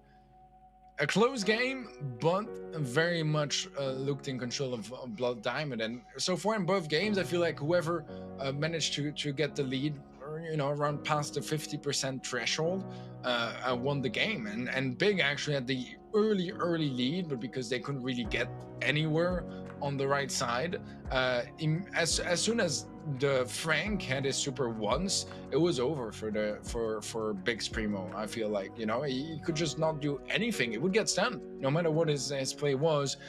So getting shut down like that compared to the Daryl on the top, that was sure getting stunned by the Frank, getting knocked back by the Gale, but he was still most of the time alive for a while, and in the meantime standing in the zone. Which I think made a big difference compared to the Primo that was just like instantly dead very much as soon as he you know, spawns in. So I don't know, it was a bit complicated on the side of Big for that game, and I feel like the Primo pick probably needs to change and go for something else. Why not the Daryl, to be fair, go for the mirror matchup or something completely different? Yeah, I actually did like the Daryl in both games. Even though it wasn't a victory for Blood Diamond in game number 1, I still was a big fan. It did look like Big's Frank was still able to shut it down pretty well, but I mean, not even close to what we saw from Big's Primo getting demolished over and over again. It used to be that Primo could just consistently take some damage and farm up his super for free and then get all over Frank. The thing that changed, though, is that now Primo doesn't charge it up as fast. That plus, yeah, you can keep on giving Frank the stun and eventually get your super, but I mean, Hot Zone can go so quickly is a deal, and you're sacrificing so much potential capture on one lane just to get that one super, which is, well, going to get canceled out by the Frank anyway when he has the noise cancellation active. So I think this is just not a viable strategy anymore. Maybe it was good for the surprise in game number 1. Game number 2 comes around, and you're not going to pull off the same tricks without the element of surprise with Primo. So, Teddy, I totally agree. I think like switching off to a Daryl could also be good. But once again, something I noticed was copious amounts of wall break. Some kind of tank counter I think could work really, really well here. The problem is that they might have some run-ins with Gale, and that could disrupt things a little bit. But I mean, hey, they're the pro players, not me, so they should figure it out. I think that's a very good approach to things. I like it. I like it. Well, we are going to be seeing some changes for sure. They did go for the Daryl indeed on big side of things, but where the big changes are for Blood Diamond, bringing in the Surge, the Rico, and the Ruffs. Definitely an interesting comp on their side. And Javi is going to be doubling down on the ricochet ability on the right side, along with Ella SSJ. Doesn't even look like Big is remotely interested in the right side. Who is going to be pushing up? Does look like Daryl is playing very, very cautiously. Meanwhile, on the left side, Lars gets a camp out. Wants this victory versus Rafa, but he's going to end up beating him his super in the process. Rafa has a super now. Lars isn't phased, though. Does have to use that gadget as well. That is one gadget gone. Meanwhile, on the right side, Dark Joker rolls, and the element of surprise is key. But here's the wall break from Javi. This is going to be so instrumental for Rafa to win the interaction. Rafa will get backed up to this wall, but once he pops that third level, he will be looking very dominant. Doesn't look like he's too keen to do it just yet. He will be healing up and then maybe considering it. And there is the level 3. Meeting will be having a rough fight versus Rafa. Dark Joker is going to try and account for this as well. Dark Joker also playing for control around this supply drop. There's a kill on the Javi. It's just Ella SSJ on the right side. And Dark Joker goes for a tricky roll. It's not going to get him a kill, but it's not going to get him killed either. Not bad stuff for Big so far. They are handily in the lead. Blood Diamond, despite what they are trying, are not going to be getting the counters they were looking for. And the stun from Lars doesn't find any connection. Ale falls to Dark Joker, and right now Big are close to picking up that first set. They haven't been able to close it out just yet. Nadine has the super. Will be focusing it on defense, it seems. Clears out Ale, has a next super available already. That jump from Rafa. Lars just standing in the zone, and surely that should be it as Big Clan strike back with a dominant last game here for Hot Zone, and that's going to be set going their way. Good stuff overall from Big. I mean, I do think it's nice that Blood Diamond decided to turn things around a bit and go for a completely different comp. Was the result nice for them? Not really. Yeah, it was not spectacular. I mean, amazing for Big, though. They will be taking set number 1 off of Blood Diamond. Let's get some recaps of this last set. It was a good first game for Big. They were using that Primo a bunch, and they put him really to work. Dark Joker did get a nice suplex on an LSSJ. We'll see once again, though, in game number 2, Blood Diamond. Were they prepared for the Primo? Not necessarily, but they were able to counter it out pretty well. Game number 3, they once again tried something new. This time, though, it did not work nearly as well as they were hoping. I think it does just go to show that Hot Zone, you gotta play tanks. Blood Diamond, they did do pretty well without using the tanks in game number 3, but Big still played better with the tanks. So that is your lesson of the day. Play tanks in Hot Zone, folks. It's a good lesson, really. It's a very good lesson. I think you can you should write that down and save it for your next peculiarities of Brawl Stars. Oh my gosh, yes.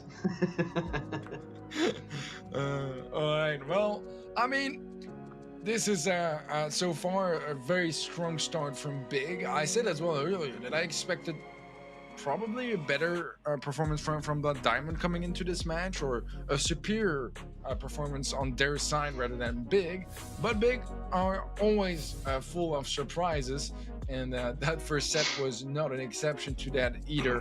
Brawl gonna be up next, Sneaky Fields, and this is every player's nightmare right now just because of the speed gear.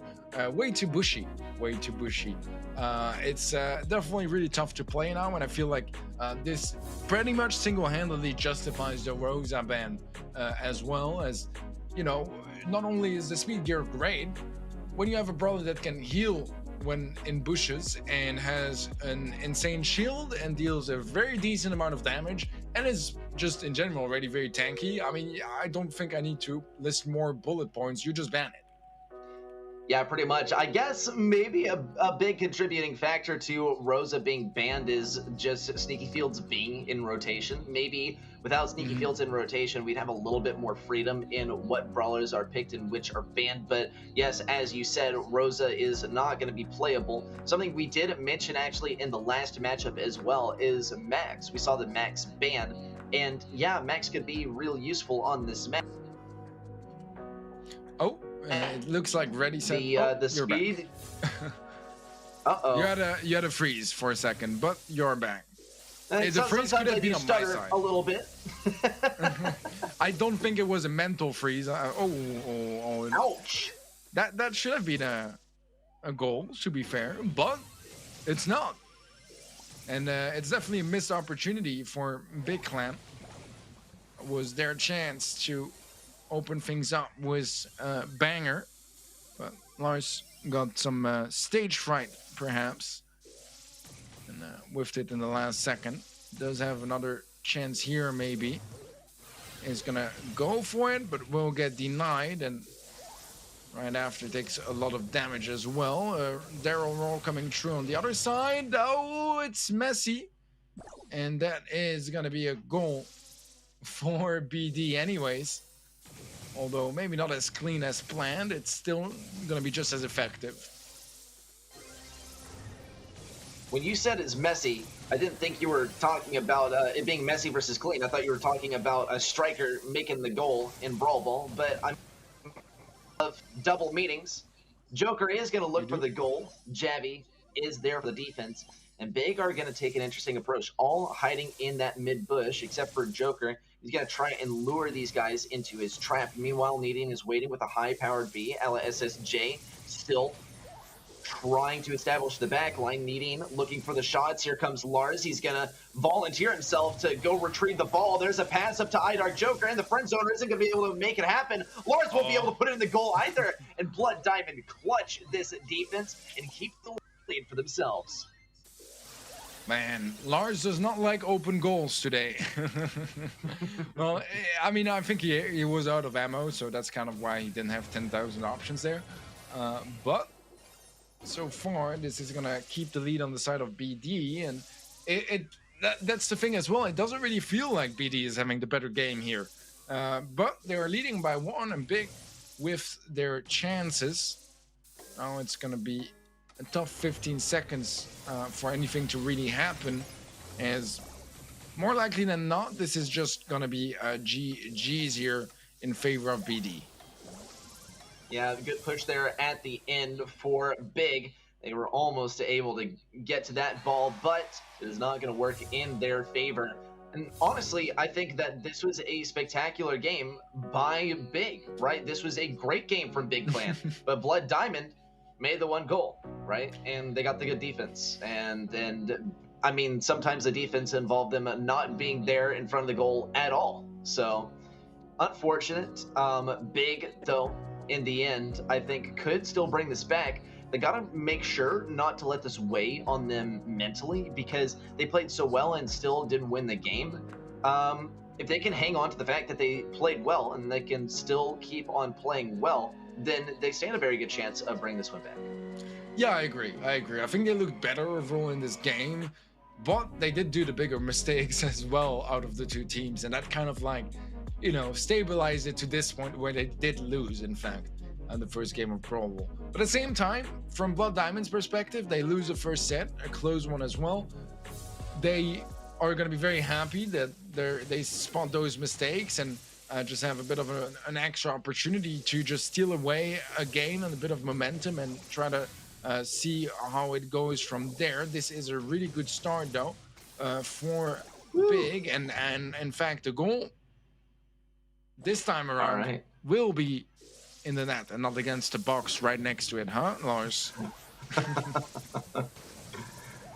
Well, Lars is redeeming himself already. Does get a kill in combination with iDark Joker. Good dodges versus SSJ to start things off, and though he did get pinched quite hard between the B and the Shelly. Now it's down to a couple of members of Big to defend, Needing and iDark Joker. It is going to be quite tough for Daryl to push out of here. He's getting countered very hard. SSJ wanted to use that killer B to get the victory over Needing. Did not work out in his favor. Now Big are actually going to play defense, and they're going to use the BD strat against them, as BD was playing really defensively with the ball in game number 1, and it worked out quite well for them. It is going to be a challenge for Big, though, as they only have 2 versus 3. Here's a roll into Rafa, no connection on the stun, and Javi almost has this super charged up to start breaking open the boxes to get that awesome super goal. that super goal. It's like not Well, I don't know what regular you call goal. it. The super goal.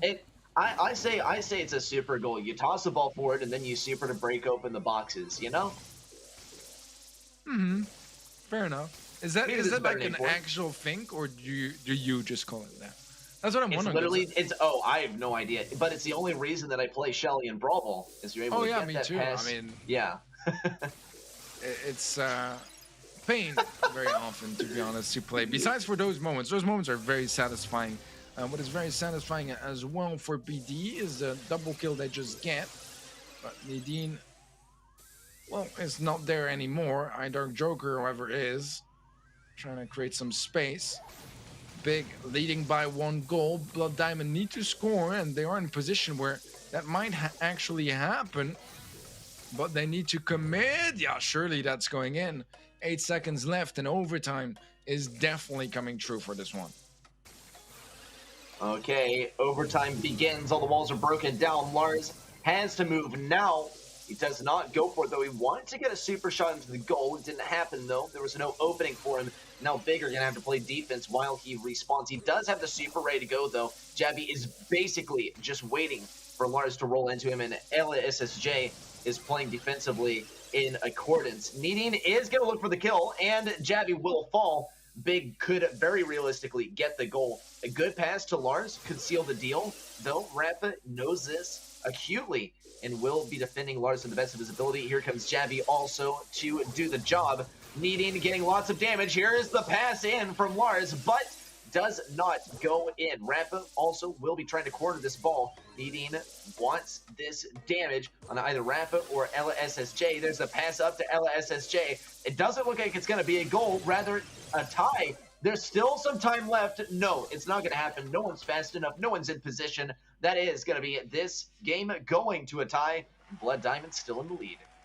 Wow, man, I felt like, honestly, this might be a little bit of a whiff again from Big.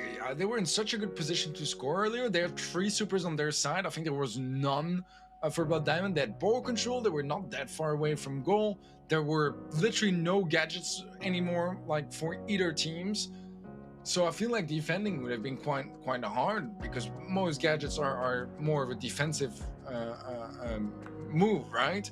And here they just couldn't really make it happen. I mean, Lars went for an individual play. I feel like it would have been better to kind of maybe even just dash in and then have one of his teammates go for a charge shot or something along those lines. But it was very messy and chaotic, and they were just not really able to make any sense out of it, because it definitely felt like they were in a very much scoreable position, but they kind of choked it.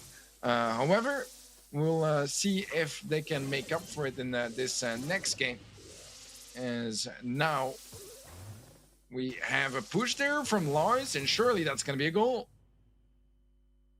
All right, already a great goal for Big. We'll see if they're able to follow up explosively. Lars could get a good victory. No, Jebby is going to shut him down. Already has that super once again. Amazing wall break too. This does open the possibilities of a super shot coming from mid and going into that goal. We are going to see Rafa try to pick up the pass, but Lars is there to defend. Lars will follow the process though. Rafa heals up. It does appear with hype actually, and Jabby will now look for the goal. Pass over to LSSJ. He needs this super to make the goal happen. There's a slow also from LSSJ. LSSJ has to weaken these guys so that Jabby can start moving in to grab a super. Though Jabby is so vulnerable to needing, and it looks like actually Big are going to get the push forward, and Blood Diamond are going to have to fall back and play it a little bit more passively. This is a very safe hold here from Big, but because of the Shelly, they already lost a couple of walls, and that makes it a bit more complicated to hold.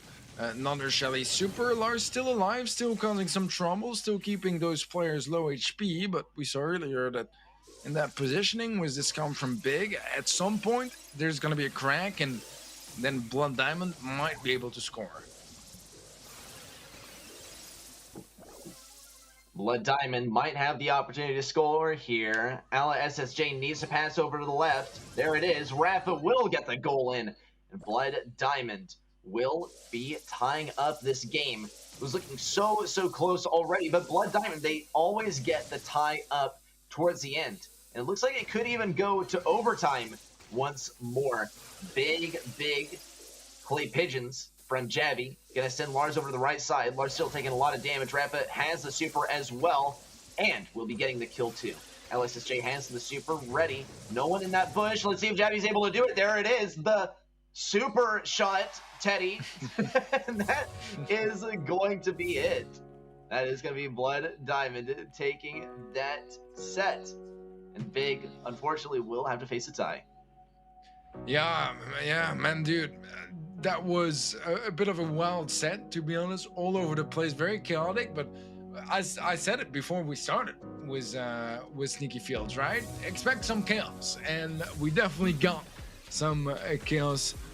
Sometimes for the wrong reasons, but that's a part of it as well. Big, I did feel like overall choking a bit in the set. Now they had some great moments, and it was still fairly close, but I think they could have done a bit more if a couple of plays were just slightly, I don't know, better coordinated, I guess, or a little bit less rushed. However, set is a set, and in the end, I mean, kills-wise, that's still a pretty massive difference between the two teams. Blood Diamond going to be definitely regaining some confidence getting into set number 3.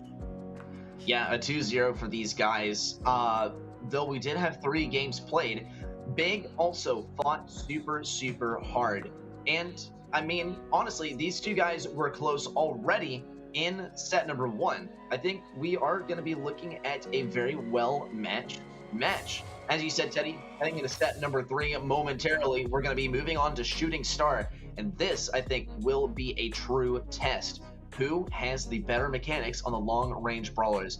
It's so difficult to pull off the double tank and max comp. We're looking at the possibility of Pam typically. Of course, Blood Diamond did ban it out, so I think that does cause the game to be a little bit more consistent as well. We are going to be locked in, I believe, to Nanny, Piper, Tick, maybe a Bell or something, but why would you play Bell when there's not really any chance of there being tanks? Sure, there's like Buzz and stuff too, there's Poco available as well, but why would you play it without Pam is the big question in my mind. Of course, I always love being proven wrong. It's just going to be really difficult to prove me wrong with a win as well. Fair enough. I was kind of wondering where you were gonna go with that sentence, and I just love it. Well, what's up, Ready Set? Are you still there? Yeah. Do you not see the couple of tanks here, and also the lack of like Piper and Tick? No, I actually don't see them. I can't see tanks if my eyes are closed. They basically don't exist. Not that they exist to begin with. They probably don't.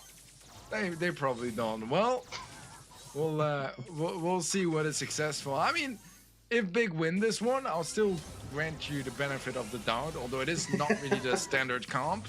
I did agree with your point, to be honest, but for the sake of it, I'm gonna disagree with it now, and and I think I'm right. Great. Well, this is a very chaotic fight already, but that's to be expected with a max versus max sort of matchup all over the place. And Rafa sitting on 5 stars. And that means that he also can't really overcommit. That's the disadvantage with the tanks. If you have too many stars on your head, it's kind of tough to have to keep a safe distance and make sure you don't feed your opponents and don't give them the stars that they so desperately need. But so far, it's been going quite well for BD, still in a 3-star lead. How long can they keep this up, as Big do have that range advantage, and when they're chasing them like this, it's very problematic. That bubble is finding a lot of value. A follow-up bubble comes as well, but that one is going to be a miss. Big are leading by 1 star now. Okay, Big have to play defensively here towards the end, but that might be as Blood Diamond have this let's go, ready to go. LSSJ does get to help with the push in. Blood Diamond collects 1, 2, 3 kills, and that's it. That's the game. There's no coming back for Big at this point, even with the pull onto LSSJ. Blood Diamond will be securing their 3rd win in a row. the win streak really is starting to accumulate here for Blood Diamond. They started off with a 2-0 in that second set of the day, and now moving in with what do not look like tanks at all. I promise they're not tanks. No, yeah, Teddy, that's the correct answer. There were no tanks, and they won without tanks. No one had tanks. Yeah. There was no Pam though. Why would they have an armored vehicle in a game of Brawl Stars? That makes no sense. I don't get it. Like, it's ridiculous. How does that fit into Star Park? Like, do they have a special door for things? No, they don't. Way too big. But yeah, no, you're right. Exactly what you expected to see. Exactly the correct prediction, and I love it, man. I love it, especially since you're so confident about it. And I think it was such a good point. I was there like, that's something smart, and I like when Ready Set says something smart, which you do very often, as a matter of fact. But I like it. I was there like, yeah, I didn't think of that. I forgot about the Pam ban, and it's very applicable here. However, it's one of those moments where maybe we are even more big brain than the players. I think that's how you should see it, you know? You were more big brain than the players, and they kind of forgot about the Pam ban and, you know, didn't go for the comp that they should have gone for. But really, I think you were wrong. I was completely wrong in this situation. Blood Diamond, though, are going to be switching to a little bit more expected. Still with the B, though, because once more, tanks, expecting tanks. Unlike me, I totally would have lost that first game if I were coach, and I probably would have lost my job out of that confidence. But Big will also be bringing the B to the Brawl. The Max and the Gene also will be making their debut. There's a speed onto Lars and the peep onto Nadine. Blood Diamond still won't get that lead quite yet. There they go, though, with the kill onto iDark Joker. Now they're in the lead. Big have to fight really, really hard. LSSJ will get taken down, and Big once more have the lead. Great elimination there from Big's Max to give them that blue star and the lead for now. Can they keep it up? They have a lot of utility at their disposal. And surely, yeah, the gadget to take care of it. Nadine didn't necessarily need his own gadget, but no, it's used. A bit of overkill, but rather safe than sorry. There's not that much time left anyways. Might not even get to use all three gadgets. However, BD are starting to turn the pressure on as they are hungry for those skills. 10 seconds left, and final push should be coming any second now. Dark Joker taking a lot of damage, gets sniped by Javi, and that's enough to give the lead back to BD. Yet another game that is stolen here in Bounty, and BD make it 2 games in a row, make it 4 games in a row as a matter of fact, and that's 2-1 in sets now. All right. Remarkable stuff from Blood Diamond so far. I mean, just amazing gameplay by these guys, and we saw some signs of life from Big, right? Really trying to wrest back that control, but it didn't quite happen. There were times where it was very, very close, but even still, Blood Diamond managed to dip right at the end. We saw in game number 1 the tanks, and Big also with the tanks. Blood Diamond made it work better. And in game number 2, no more tanks, still both teams accounting for them. But Blood Diamond did such a good job there towards the end, especially with Javi on that nanny. We saw great plays with the peep, and you can see it from the scoreline too. I mean, so decisively in their favor, at least in terms of kills. I mean, the other stats are quite even. So it shows that, I mean, Blood Diamond, they know how to capitalize on a low health target. Yeah, what's impressive here as well is that Blood Diamond, the damage is very close, but it's still in favor of Blood Diamond despite them playing the tanks, and kills wise it being not that, you know, one-sided either. It's only a 3 kill difference in the end, so they just consistently hit damage, especially with the game where they didn't play the tanks, and find a lot of value over there. So good stuff on their side. Big starting to fall apart a little bit, and this is not the moment to do so, because right now they have their ticket to the playoffs on the line, and now that they're set behind, we'll have to see how it works. And very often I find that teams that haven't played together for a very long time, and in this case with iDarkJoker joining, they tend to struggle a little bit once it gets close to being a loss, because they haven't really worked out as a team yet and have that synergy and the belief that they can come back, because they haven't ever done that together as a team yet, if that makes any sense. So it can be a bit more discouraging, a bit tougher to face, and this is the moment to see if they're actually ready for those very tough situations. Only one way to find out though, and that's getting into this next set, and Big need to strike hard and quickly to try to catch up and push things to a fifth set.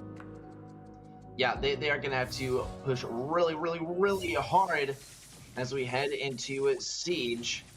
There's the buzz from the side of Big, and if you ask me, right at the beginning, this is a victory for this with the buzz pick, but Blood Diamond could respond really well. iDarkJoker, as usual, doing so well with the buzz, but there's no enemy buzz for him to dip here. That could mean a much different story. There's a kill onto LSSJ, and the roll-in from Lars. Big, not only will they be grabbing this bot, but there's a fair chance that they'll be getting the next one as well. They do have the bolt advantage already, and they are prepared with a free mid control. They will get off of this push. Not any damage on the Ike, but that's not really what it's about. It's about keeping control of mid. Rapid takes a bunch of damage, but still not as much as you'd really expect from a Gale, followed by a bunch of damage, and then iDarkJoker finishing it off. Meanwhile, though, Blood Diamond has gotten a big Sandy Super down. Jabby will be looking for some damage. There's a stun. iDarkJoker right around the corner, though, will not go down. LSSJ playing very aggressively and almost actually overextended a little bit. And Lars, okay, that's definitely an accident. I wouldn't be too used about that, but it's not quite going to give the control to Blood Diamond, so looks like they will be getting away with that little mishap this time. Man, that was a 200 IQ trick shot roll. But unfortunately, just narrowly missed the goal. However, they do clean up the right side as well, and this is still looking pretty rough here for Blood Diamond, to be honest. And they have the Sandstorm to work with, but honestly, as a tank, you don't really care about the Sandstorm. If someone is in there, you're gonna shoot at him up close anyways, and Lars is certainly doing that right now, getting one, almost his second kill, but Avi is going to be winning that fight. However, he's not able to win the next one, and it's a couple of bolts in Big's bank. 9, as a matter of fact, MBD are far behind. They go for the dive, and as a matter of fact, they do take the 7% lead. But is that enough? As Big as level 10 bot, and more than enough utility to deal some damage on the Ike, especially with iDarkJoker. If you can hit a pool, that is going to be enough damage, but it's already more than enough no matter what. And that is going to be Big Clan taking a much needed win. Let's see if they can make it 2 in a row and just force things to set 5. I mean, that's the win that they were needing, right? I mean, Big played so... Big played really well. I liked iDarkJoker as well on the buzz, right? As usual, I think he does such a good job of it. Even when he is not playing against an enemy buzz, he is able to diff the lane and collect all of those bolts. We saw it just at the beginning of the game. After that first bolt collection phase, even towards the end, he stole some bolts that were very nearly making their way to safe territory in Blood Diamond's Ike radius, and I think that is going to be one of the main difference makers. Here's the deal, though, is now his tricks are revealed to the eyes of Blood Diamond, and they are going to be looking to respond adequately. I think that iDarkJoker is responsible for a lot of that win just then by Big. If Blood Diamond target him specifically, then that could really shut down the roster of Big. I think that's a fair point, but I also feel like Lars just did a phenomenal job on the Daryl all along, even in Brawl early. I mean, it wasn't enough, and he had his moments of infamy as well. But for the most part, he's been destroying with the Daryl pick, and interestingly enough, I know that he really liked Daryl way before he was meta. You know, for when I say way before, I mean a couple months back. He played it a couple times. It was like, yeah, I love this brawler. It sucks that it's not meta. Well, it's meta right now, and he's definitely showing why he wanted it to be meta, because he's very, very good at it, and it's very tough to stop as well. So far, I'm really impressed by that, and obviously, as you said, I know Joker doing a terrific job on the buzz here as well. But I'm still slightly more, just interested in the Daryl plays, because he's just recently become meta again. We used to just never see him for a while. This is true, and especially with the Daryl buff, now that Steel Hoops is just a default part of his kit, he is a pretty strong brawler right now. Especially now that his first star power gives him an additional shield after that role is finished. Right? It's pretty much the same Daryl that we used to see during the Daryl meta. Well, actually, I guess 2 years ago by this point. Nonetheless, though, a good first push in by Blood Diamond. They are absolutely prepared to fight some tanks here. Javi, most importantly, as he is going to be able to dash out of any opportunities for a tank to roll into him just in the nick of time. He is going to pick up the kill in close range versus Needine 2. That is remarkable. And Blood Diamond are seriously stealing the show now. They came completely prepared for the stuff that Big succeeded with. In Big, they did kind of roll with the punches. They did change their comp accordingly, but they did not shift the strategy entirely. And Blood Diamond, as a result, are still going to be able to counter it. Well, so far, this is looking excellent from Blood Diamond. Big in a lot of problems.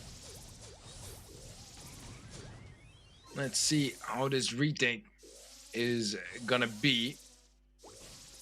25 seconds to make the difference here from Big. Otherwise, it's gonna be a match point for Blood Diamond. Needine in trouble. Needine, in fact, I didn't even notice it until now, is playing the Daryl for Big now, as Lars moved to the Gene, and that doesn't seem to be working very well so far. Okay, Blood Diamond still leading here. There's just no way for Big to come back, and this is a match point on the way, Teddy. Level 12 siege bot. Big is still going to try here. They have a statement to make. They got to induce fear in Blood Diamond in order to get their way in the pick phase for the next game, but it's simply not going to happen, and they might as well. Yeah, there's iDark Joker hanging out in the corner, and Big really can't do anything at this point. There goes that Ike. And man, that is a very annoying Griff pin. A very annoying Griff pin. But it's okay. He goes, money, money, money. And it's just, I think, I don't know, aesthetically he's my least favorite brawler. I'll let it slide for Blood Diamond's sake because they played it well. But, oh man. Well, hopefully we don't have to see that brawler's face in the next game. Big, honestly, is certainly hoping that, as they did get kind of messed up by the Griff at points. I think, though, one of the power players, though, was B, especially Stu as well, and those are ones that Big are going to have to watch out for. Yeah. We did see, actually, Blood Diamond seriously adjust their strategy based on what Big was running, and Big didn't change their comp around too much. They stuck with one thing that worked well for them, which was the Daryl, but they got rid of the Buzz, thinking, yes, that is a thing that the enemy's going to be fixated on. But Blood Diamond just didn't want to deal with the tanks at all, so they brought the wall break and they brought the long-range tank counters. So now I think what could work for Big is completely changing the strategy once again. No, I think that's a very, very fair point. And I do feel like overall Daryl is not the worst of all tanks to deal with some of the traditional tank counters. For instance, B, just the fact that he can tank so much damage while using his shield is insane, right? Because B charge shot is gonna tickle you, and that's far from the reality without the shield. But yeah, still not exactly perfect, especially since they had some CC as well, some knockbacks, some slows, just a lot of utility all around. It made it really hard for the tanks to get up close and get much, if anything, done. So I think a really good read from Blood Diamond, just very, very aware that so far it's been a lot of tanks in Siege, but also even in every single mode besides that. And very often they just stuck with it for the entire set. This time around, they're like, okay, you guys been playing the tanks, now we're gonna pre-fire the counter, and it worked. it was on point, and they got the results they were hoping for. Now it's match point for Blood Diamond, still a set point for Big as well, so they have their shot here at just pushing things to a set 5. But it is looking scary, for sure. You never want to be on the receiving end of a match point, if that makes any sense. If you receive the match point, I'm guessing that you know what I mean. You don't want to be on the other side of the match point. You want to be on the side next to the match point.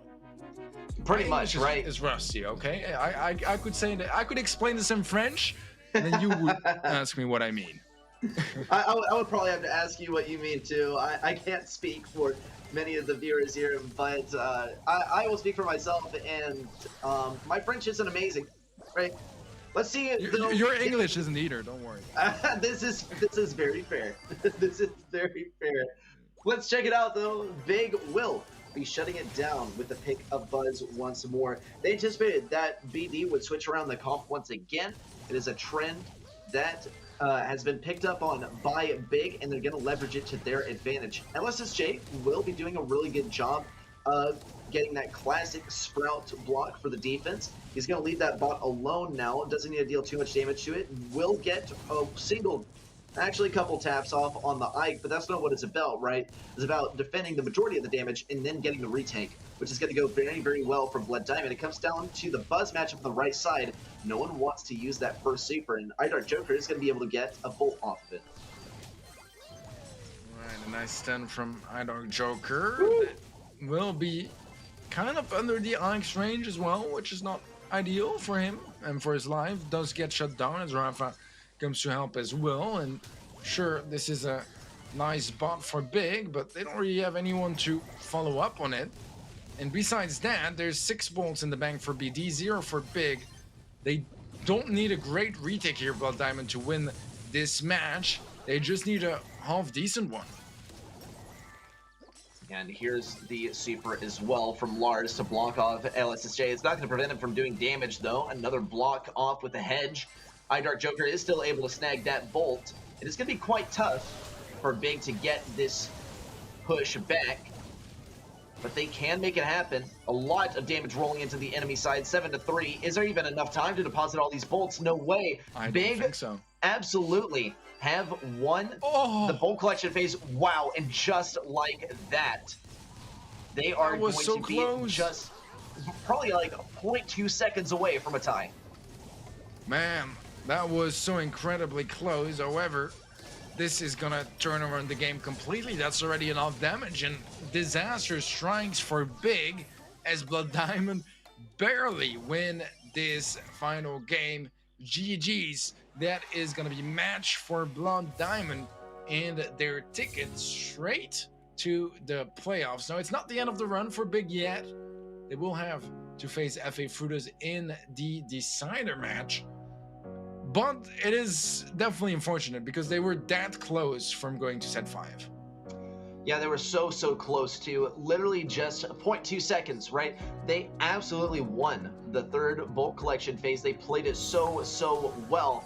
It was just a couple of split seconds that separated them from the victory. Though we can get some highlights of this last set. I think both sides played really well. Blood Diamond especially played well in game number 2 with that counter.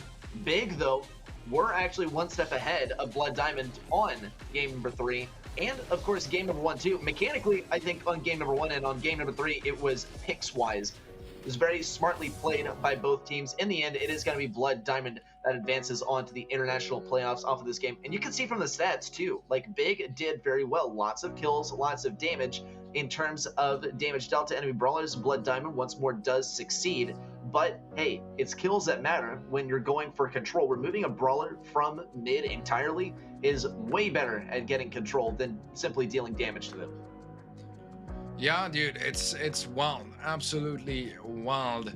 Man, a crazy match here that ends as a 3-1, but honestly feels like a 3-2, a double match point. Really, that close. But it goes in favor of Blood Diamond. They are going to the playoffs. Now, Big still have a shot at making it to the playoffs as well. Only for second seed, but I mean, better second seed than first seed going home, right? So they'll take it, but they need that win against FA Fruiters. And FA Fruiters, they've been hot lately. They've been showing off some great performances. And in this case, they would need a revenge story because they did lose to Big earlier. 3-2, if I remember correctly, went down to the 5th set. It's gonna be tough, but we love those revenge stories and we love giving a chance to those teams again. And in this case, it is gonna be happening. We'll see you guys in a couple of minutes after a short break to see which team is gonna be our final team to qualify for the playoffs.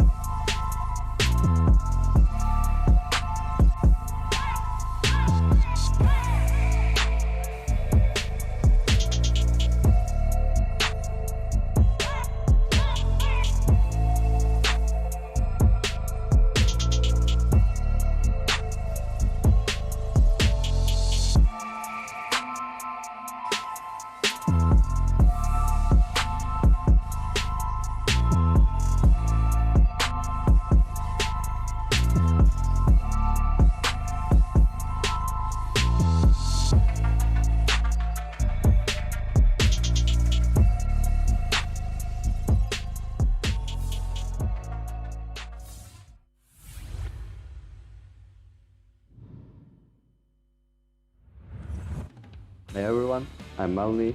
I'm playing for FA Frutas. My teammates are Andre and Jonjon, and we are playing together since pretty much 1 year. My coach is Sadomari, and we are ready to win. Our group stage was pretty difficult. We didn't train at it that much, but we still managed to get home some insane results. We made insane matches, and now we are ready to win the next ones. We are not scared to meet no one at the final stage of Gamestars. We are pretty much ready to beat everyone, and let's do it. Thanks everyone for your support. I'm sure that we won't disappoint you, and keep cheering for us.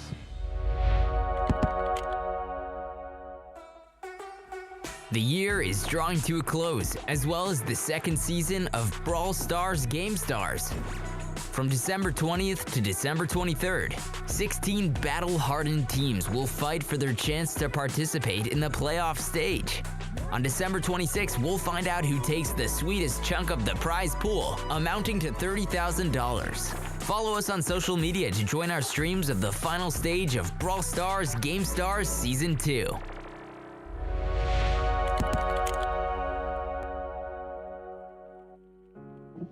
Welcome back, everyone, to GameStars. We're about to get started with the last match of the day. Of course, it is the decider match. Whoever wins this match will be going on to the international playoffs. It is a rematch as well, Teddy, between Big and FA Frutas. I mean, if we have big fans in the chat, I think they're gonna be happy because we've watched literally only Big today because EXO forfeit, giving a free win to Blood Diamond, also giving a free win to FA Frutas in the elimination bracket. But this means that right now Blood Diamond is qualified for the playoffs, whereas Big and FA Frutas have to battle it out once more. The last iteration ended up with a 3-2 victory in favor of Big. Let's see if they can do it again, or if FA Frutas can get their revenge story.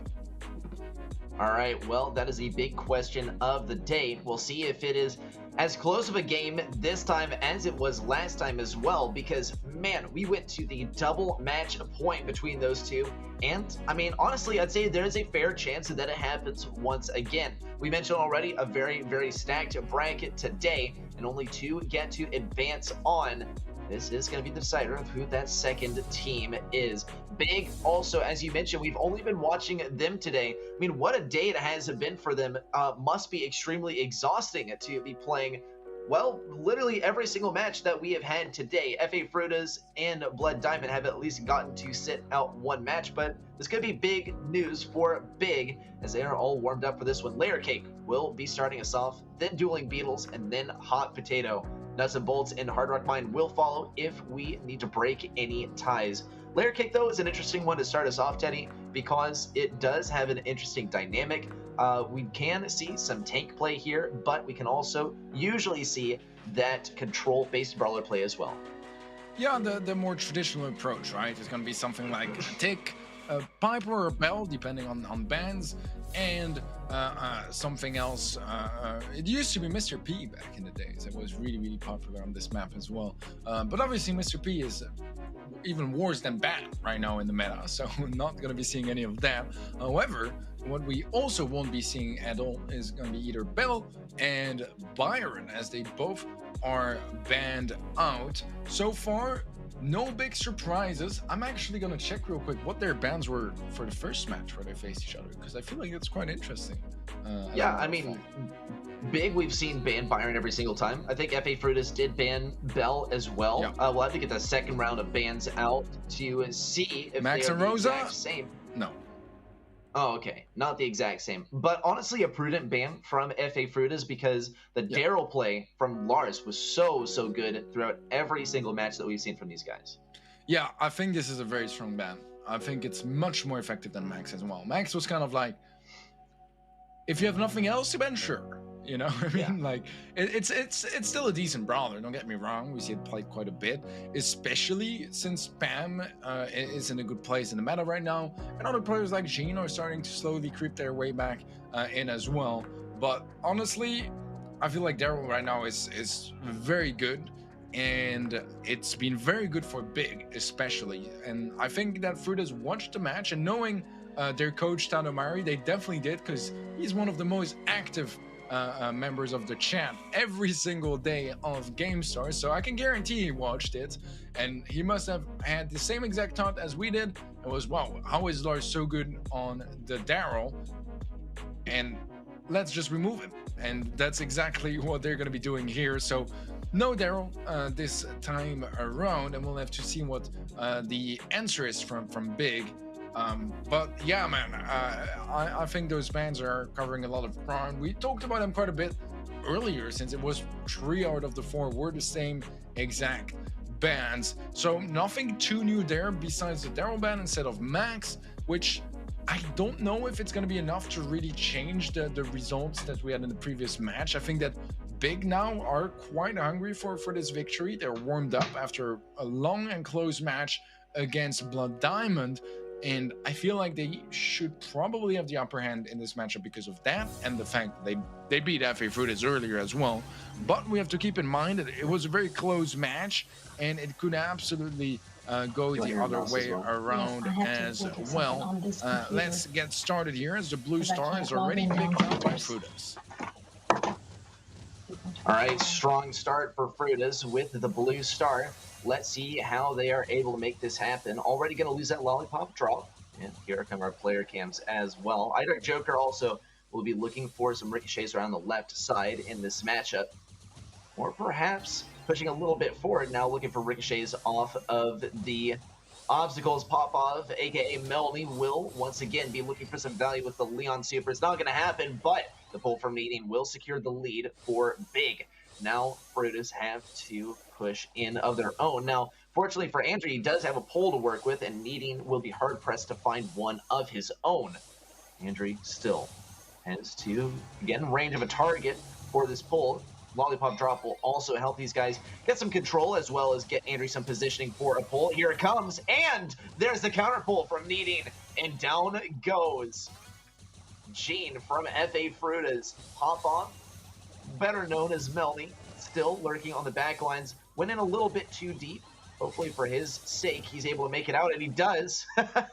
Deeply infiltrating the enemy side, though still Big will be leading by 7 stars in the Blue Star with just 25 seconds left on the clock.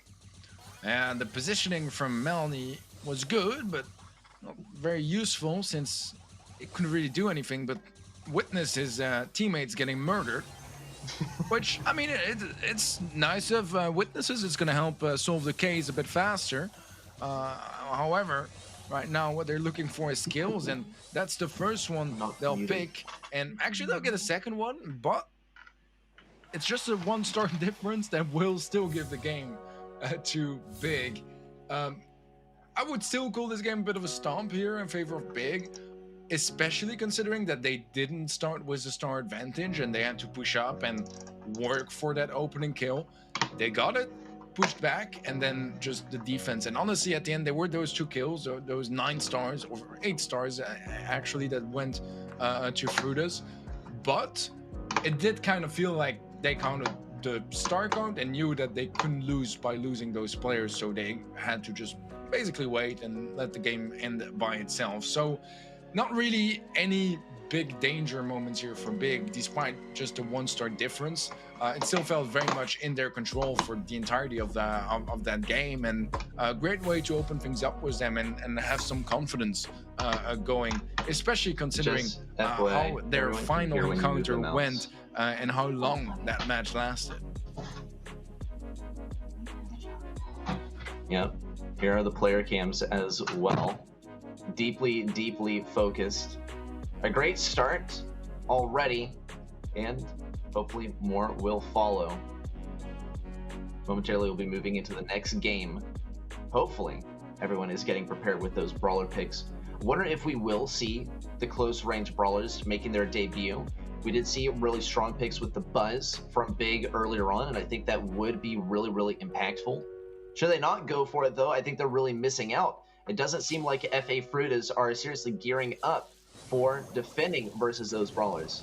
Still though, not going to see that stuff from Big. From the side of Frutas though, once more sticking with more or less the same brawlers. There's already the kill from iDark Joker from Big, and now FA Frutas once more find themselves already trailing by 3 stars. All right, the advantage for Big early on. And now it's time to see how Frutas handle that situation. Big earlier in similar shoes were able to find an opening kill here. Lars and Melanie quite aggressive, and it's gonna be Lars to fall, actually. But it's still not enough to give the lead back to Frutas. They did take the blue star, which can make the difference depending on what sort of encounter happens next. And if we have any trades, that could be coming in quite handy. Super from John. John finds decent chunk of connections, but Dark Joker, he goes in aggressive, punishing John for overextending, for getting a bit too confident. And that's going to be a very nice skill for Big to extend their lead by another 2 stars. All right, Frutas still need to push in though. Melanie's having some trouble here on the right side. iDark Joker is backing up quite a bit, but he's just luring Melanie into a trap. Andrew, though, does appear. He could get a pull onto this thrower. Meanwhile, on the left side, Lars is looking quite vulnerable. This could be a good kill for Frutas to take advantage of. Lars still hanging on low health. There's a kill on a Melanie, and nearly a kill for John. Ooh, and a missed pull by Andrew. That is it for Frutas. This is going to be a 2-0 in set number 1 for Big.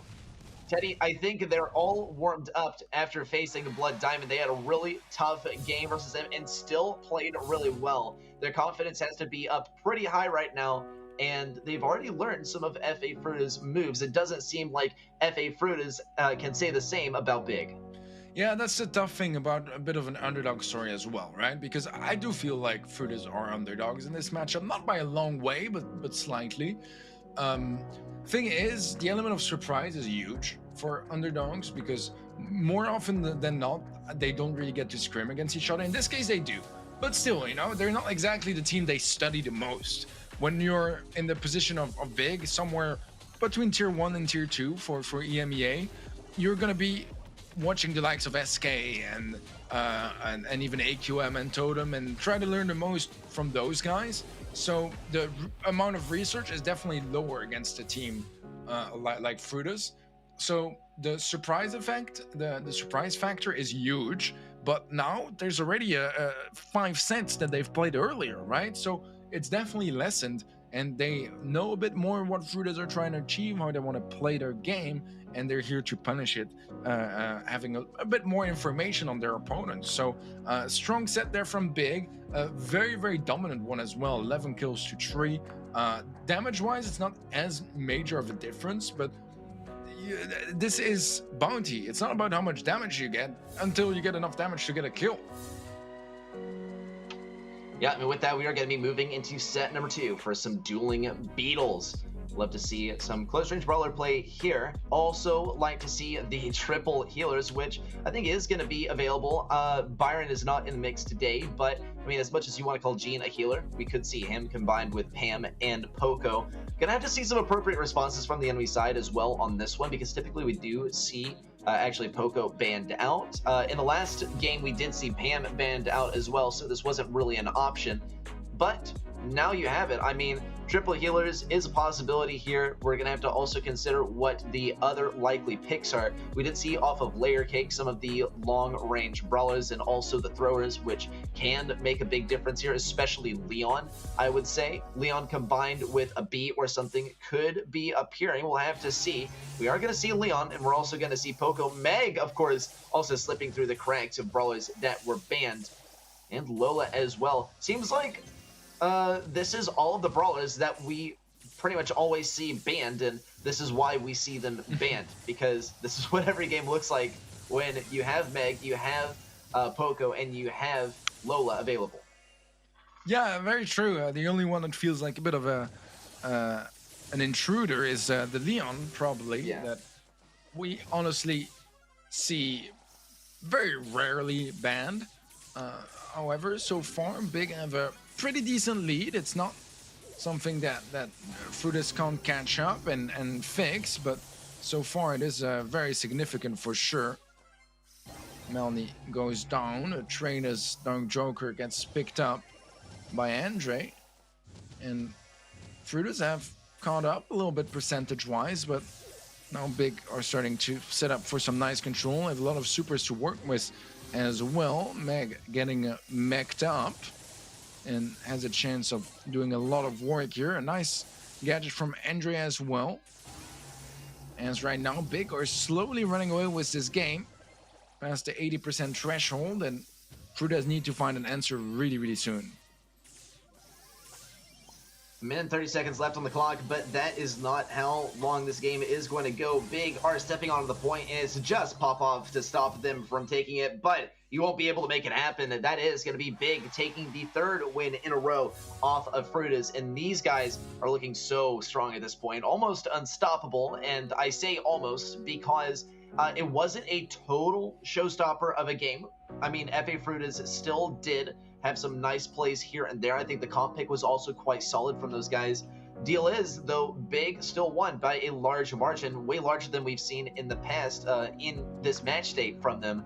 So this is the most convincing stuff we've seen from them yet, and they can absolutely keep up the momentum. They already had some good warm-ups, as I will keep on repeating, by facing Blood Diamond. Some gameplay that FA Frutas is lacking as well. So I think Big are in a really good position to end up taking the win here. The question is, though, FA Frutas, will they be able to break the momentum? We're still in hot zone. I think they could totally turn it around here and then start to work their way back in the next set. But at the moment, momentum is way too strong at play. Yeah, I think I agree, and I think especially because Big is one of those teams that has always been kind of lacking confidence in a way, and feeling like they're not, you know, playing at their max level and all that stuff. So for some teams, winning a 3-2 match against FA Frutas and then having to face them again might be a little bit scary, because you know that they're going to be hungry for that revenge. But in this case, I think that it gave them a lot of confidence. And I think that was really, really important here, because now they came into this match knowing that, all right, we beat those kids earlier, let's just do it again. And they've been doing exactly that, and much more convincing than their match from earlier as well. So far, if this is how the first match of the day started, I would have said at this point that I'm kind of expecting a trio sweep, because Big looked that much better right now. Yeah, I think a 3-0 sweep is totally possible. Maybe even our only 6-0 sweep of the day, because Big are looking so good. It's not even FA Frutas not playing at their normal level. I think Big are just on such a, like they're riding such a high after facing Blood Diamond. Though all of this could change in the next game.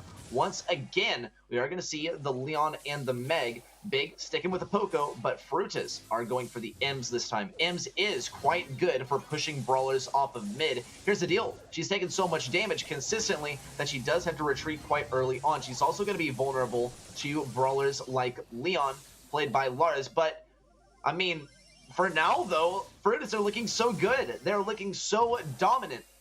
And Big are going to be hard-pressed to find openings to push up, as Frutas, well, now with the Meg Mech gone, there is a possibility, but Andre is going to be an amazing defender here, especially with Hype healing him up, and that super slowing everyone down. Yeah, I like the Ems a lot. That's I wanted to talk about it earlier because you were talking about triple healer, and I was thinking, but we didn't have time because the game started. But I was thinking, yeah, I like it too, but what scares me is the Ems, because if there is an Ems, no matter how many healers you have, if you're stacked up, you're gonna die, and if you're not stacked up, you're not gonna be really able to heal your teammates. So it was a bit of like a you know, an unwinnable situation, but Big actually came back quite a bit. The team wipe is definitely gonna give some more space for Frutas to build up their lead, but it is not as drastic as it was earlier. The Solo Screech hitting quite hard. If you can hit all 3 targets, the value is very good. A nice super as well for my dog Joker. That Melanie should be going down, and it's only a 10% left for Frutas to take this game. However, Big are not that far behind either. And not trailing too far behind. Big totally could bring this back, but Frutas are looking quite strong. Needing needs this next super. Popov has the mech, but Big is leading. Needing has to stay on the point. iDark Joker needs to stay alive. There's the healing from Needing. iDark Joker will be able to get it. A 1% difference, and Big will be taking set number 2 just like that. It is a game of survival sometimes. Just, hey, stay alive and stay on the point. And those 2 objectives, Big accomplished just as long as they needed to, probably a second longer, and it would have been a team wipe and a victory for FA Frutas. Man, what a game there. That was so close, but Big made it work, and those kind of clutch games are going to be devastating for Frutas to win, because it could absolutely have gone either way. Like, there was nothing in it, and what's even more devastating for them is that they were winning by quite a long shot for a while. They had so much control early on, and then Big caught up, but then there was that team wipe. But in the end, look at that, 30% difference. Big still managed to come back and just bank it. I wouldn't even say 1% faster. It was like half a percentage or something like that. Yeah, it was so close to the difference making percent there. I mean, we are only going to be able to see 1%, but I totally agree. I think that, I mean, under the hood of the game, it's probably more like a fraction of a percent. Take a look at the stats here as well. Big, more kills, not as much damage, right? But getting more capture percentage, and that is the objective of the mode. Let's breaking down the stats here and trying to analyze it. It does seem like FA Frutas, it did do a good job of keeping the damage rolling in, but hey, we did see Poco keeping that damage rolling in as well. That was a large factor in Big's success. We're going to be heading on to Hot Potato. It's going to be all about the aggression here. Now, FA Frutas played this pretty well. Big responded pretty well, but Frutas, to remind you, did manage to reverse sweep a couple of games in a row. So that could mean victory for FE Frutas. This could be the turning point. They look strong here earlier, but if Big is on fire as much as they appear to be, then it'll be just the opposite. We are just 1 game away from a match point. Yeah, it's a dangerous position for sure. And I mean, Heist, I think is a good mode here for this position, you know, for on the side of Big, because it's not the mode that ends the quickest, but still, they need to be really careful that they don't get robbed, and we do see that happen once in a while. Ricos are definitely no surprise here. Edgar and Ems aren't either. A little bit more, but it's mostly just because we're not used to not seeing her banned. More than anything else, Melanie trying to create some space is not really able to do all that much. Andre will get traded out as well, and in the end, this results in actually a pretty decent chunk of damage just from that dive from Lars. Yeah, a lot of damage, actually. Frutas already being weakened a little bit. We'll have to see how the Edgar goes on the left side. It is the Edgar matchup. Jump in. Andre takes him down swiftly. And Frutas will finally get their chance to push up mid. Andre is also going to heal up a little bit. And there is actually the ego from iDark Joker. It could get him the kill on Popov. Not quite yet. Melanie will stay alive, but meanwhile, Needing does a nice chunk into that save. 69% remains. Andre picks up the kill, but iDark Joker is able to take him down right afterwards. Now we can see a kill by John. There is the kill by John, but Lars is soon to follow. What Lars is doing right here is establishing pressure on the left side. It's keeping John away. It's keeping Popov away. John should have been a little bit more careful, it looks like. And there is the push in from Lars. And Frutas will have to double back to get the defense. Yeah, and John maybe underestimating the range of the Edgar jump just a little bit. There's a strong position here for a push for Frutas. They find a big chunk of damage here, but they definitely still need to deal some more if they want to catch up. However, Edgar seems to have escaped there. Lars on the top will be dealing some damage. The base rush now, and it's all going to be about this defense here from iDark Joker. How much work can he do so far? Quite a bit. But here you have it. Big make it work in the end. A good decision on their side as the base race works out. I mean, it was really just Lars versus the entirety of Frutas on a base race. But there was defense for Big, and their defense was good. At least good enough. It wasn't like impeccable, but it was good enough because they had that much of a damage lead anyways, right? That's why it worked, and why it's a tough decision to make, because he knew well that they would deal more damage than he will deal, especially since he has to run all the way up there. But at the same time, it's like you have teammates that can defend, and you have such a big lead, and he took all those factors into account, and the decision was right. It was executed right as well by his team, and that's match point now for Big Clan.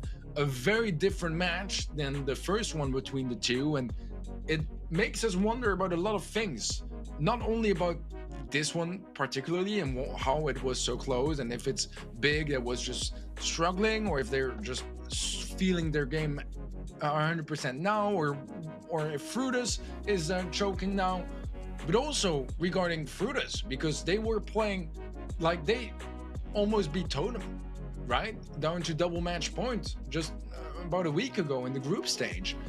So now, you know, it's like, is Totem, were they having a bad day? And I could go on like this forever, because Totem a couple days later beat AQM and qualified directly for the playoffs. My point is just that there's a lot of stuff, you know, that we can just kind of assume from those results, but in the end, it is so hard to predict what is gonna happen next, because it's really about the day-to-day form, even sometimes the game-to-game form, as you can see here, and the small changes that go from one game to the other. Could it be the confidence here from Big?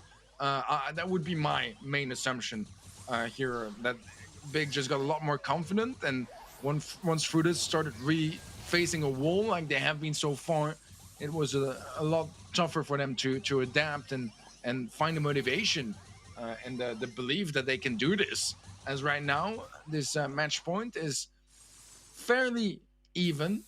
Frutus playing it really safe, not really taking too many risks so far, but they have a bit of an opening on the right lane, and that was almost a chance to deal some damage, but not just yet. Still, both saves perfectly safe. Well, they are safe and sound. Let's see if Lars has anything to say about it. We are going to see Melanie grab the kill. He could get taken down. No, narrowly avoids death. Meanwhile, Andre also will be healing up a little bit. Big super by Needing, and a stun out by Melanie, but it's not going to be enough to stop Lars from blasting through all of them.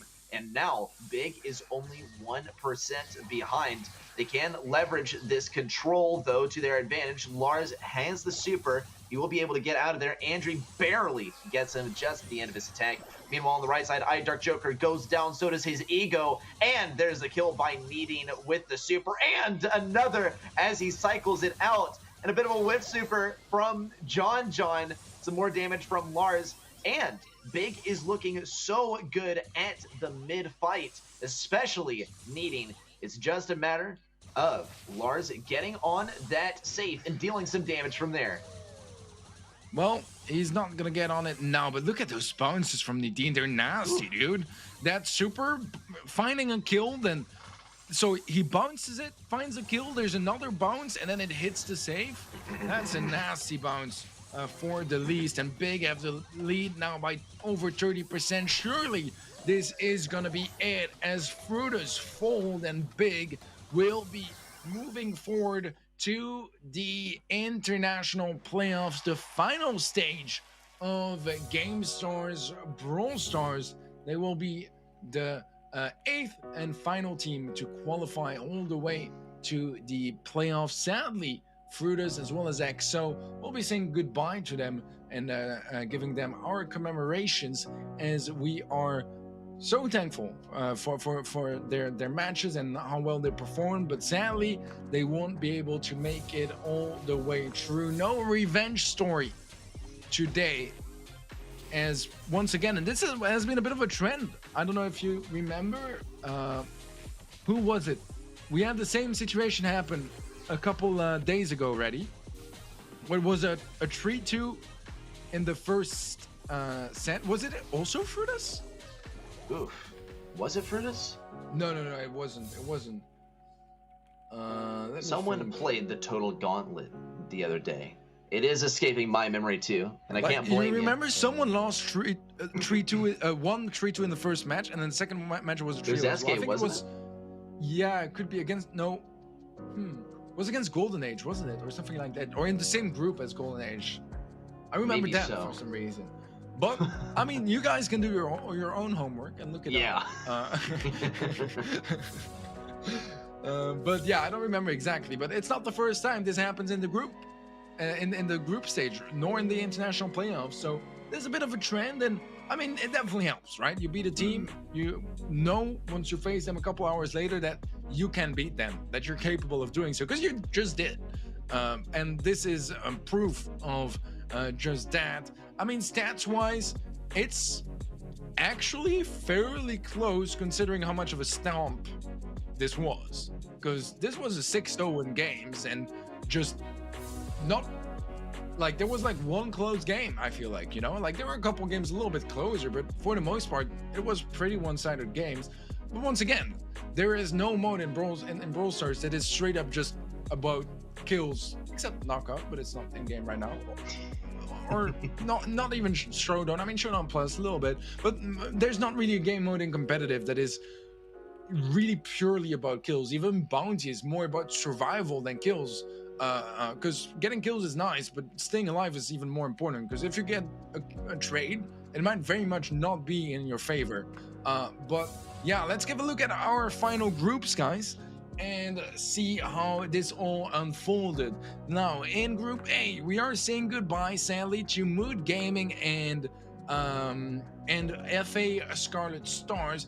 Close match is almost staying in here, but Final Stand and Tribe Gaming will be taking victories instead and qualifying for the playoffs. Tribe was first seed, Final Stand was second seed.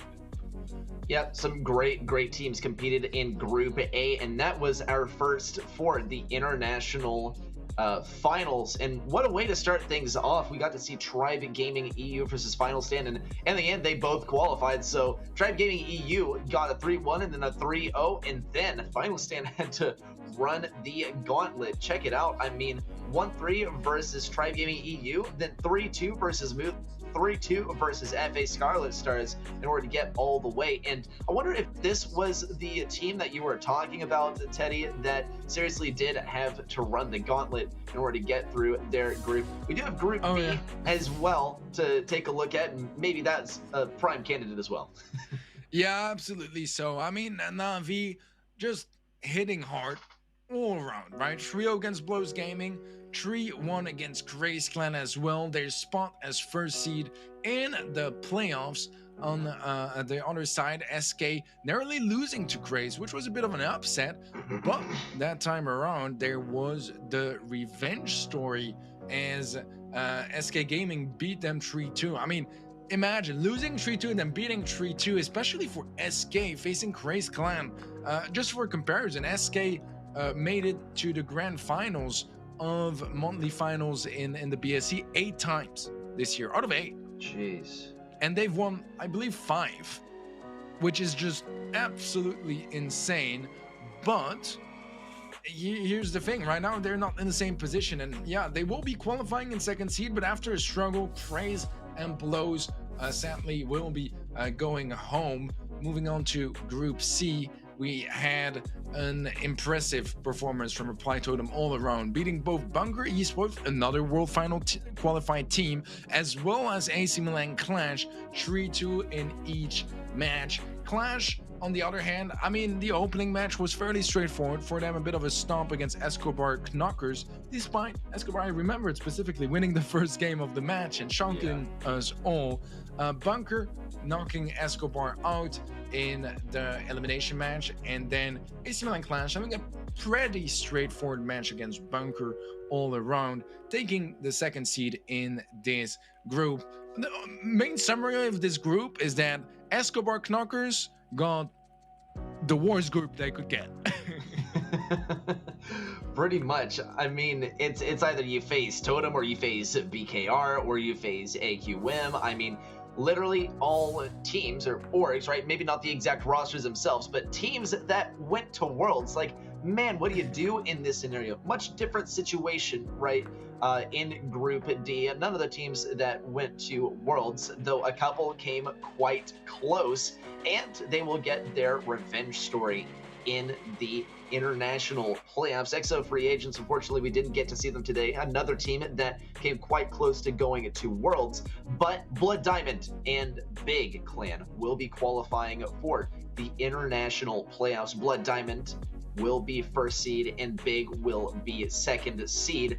Though, honestly, Big, of course, getting second seed, they're going to have a tougher matchup for their first of the day, but seeing the teams that they were able to perform pretty well against, I am not too concerned for them. They came back after a 3-2 versus FA Frutas to grab a 3-0 over them, and then Blood Diamond, they did manage to get some very close games with them as well.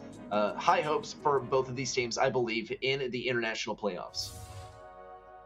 All right, well, talking about the playoffs, Ready Set, this is what it is all gonna be looking like. Blood Diamond versus AC Milan Clash to open things up was an all-Spanish matchup. Will be followed by Navi versus Final Stand, then Reply Totem against Big Clan, and last but not least, Tribe Gaming EU versus SK Gaming. A bit of a terrifying match for SK, considering they did get swept 6-0 in their group by Tribe. But this is your grand final, and those are your quarterfinal matches. Man, this is looking stacked. This is looking great. I love, you know, the teams like Final Stand kind of sneaking their way in here in the top 8. It's been kind of a year in the coming where they've been getting some great performances here and there, but never really at the top of a tier 1 event.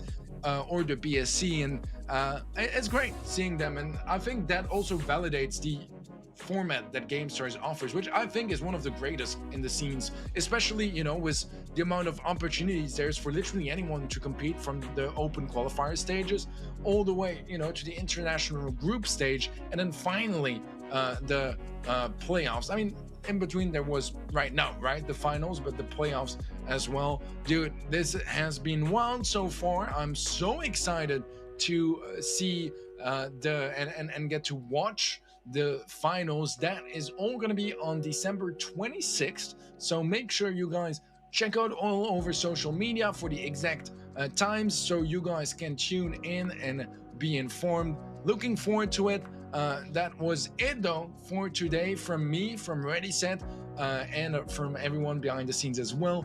Thank you so much for watching, everyone. We will see you guys in just a couple of days for the finals. See you then. The year is drawing to a close, as well as the second season of Brawl Stars Gamestars. From December 20th to December 23rd, 16 battle-hardened teams will fight for their chance to participate in the playoff stage. On December 26th, we'll find out who takes the sweetest chunk of the prize pool, amounting to $30,000. Follow us on social media to join our streams of the final stage of Brawl Stars Gamestars Season 2.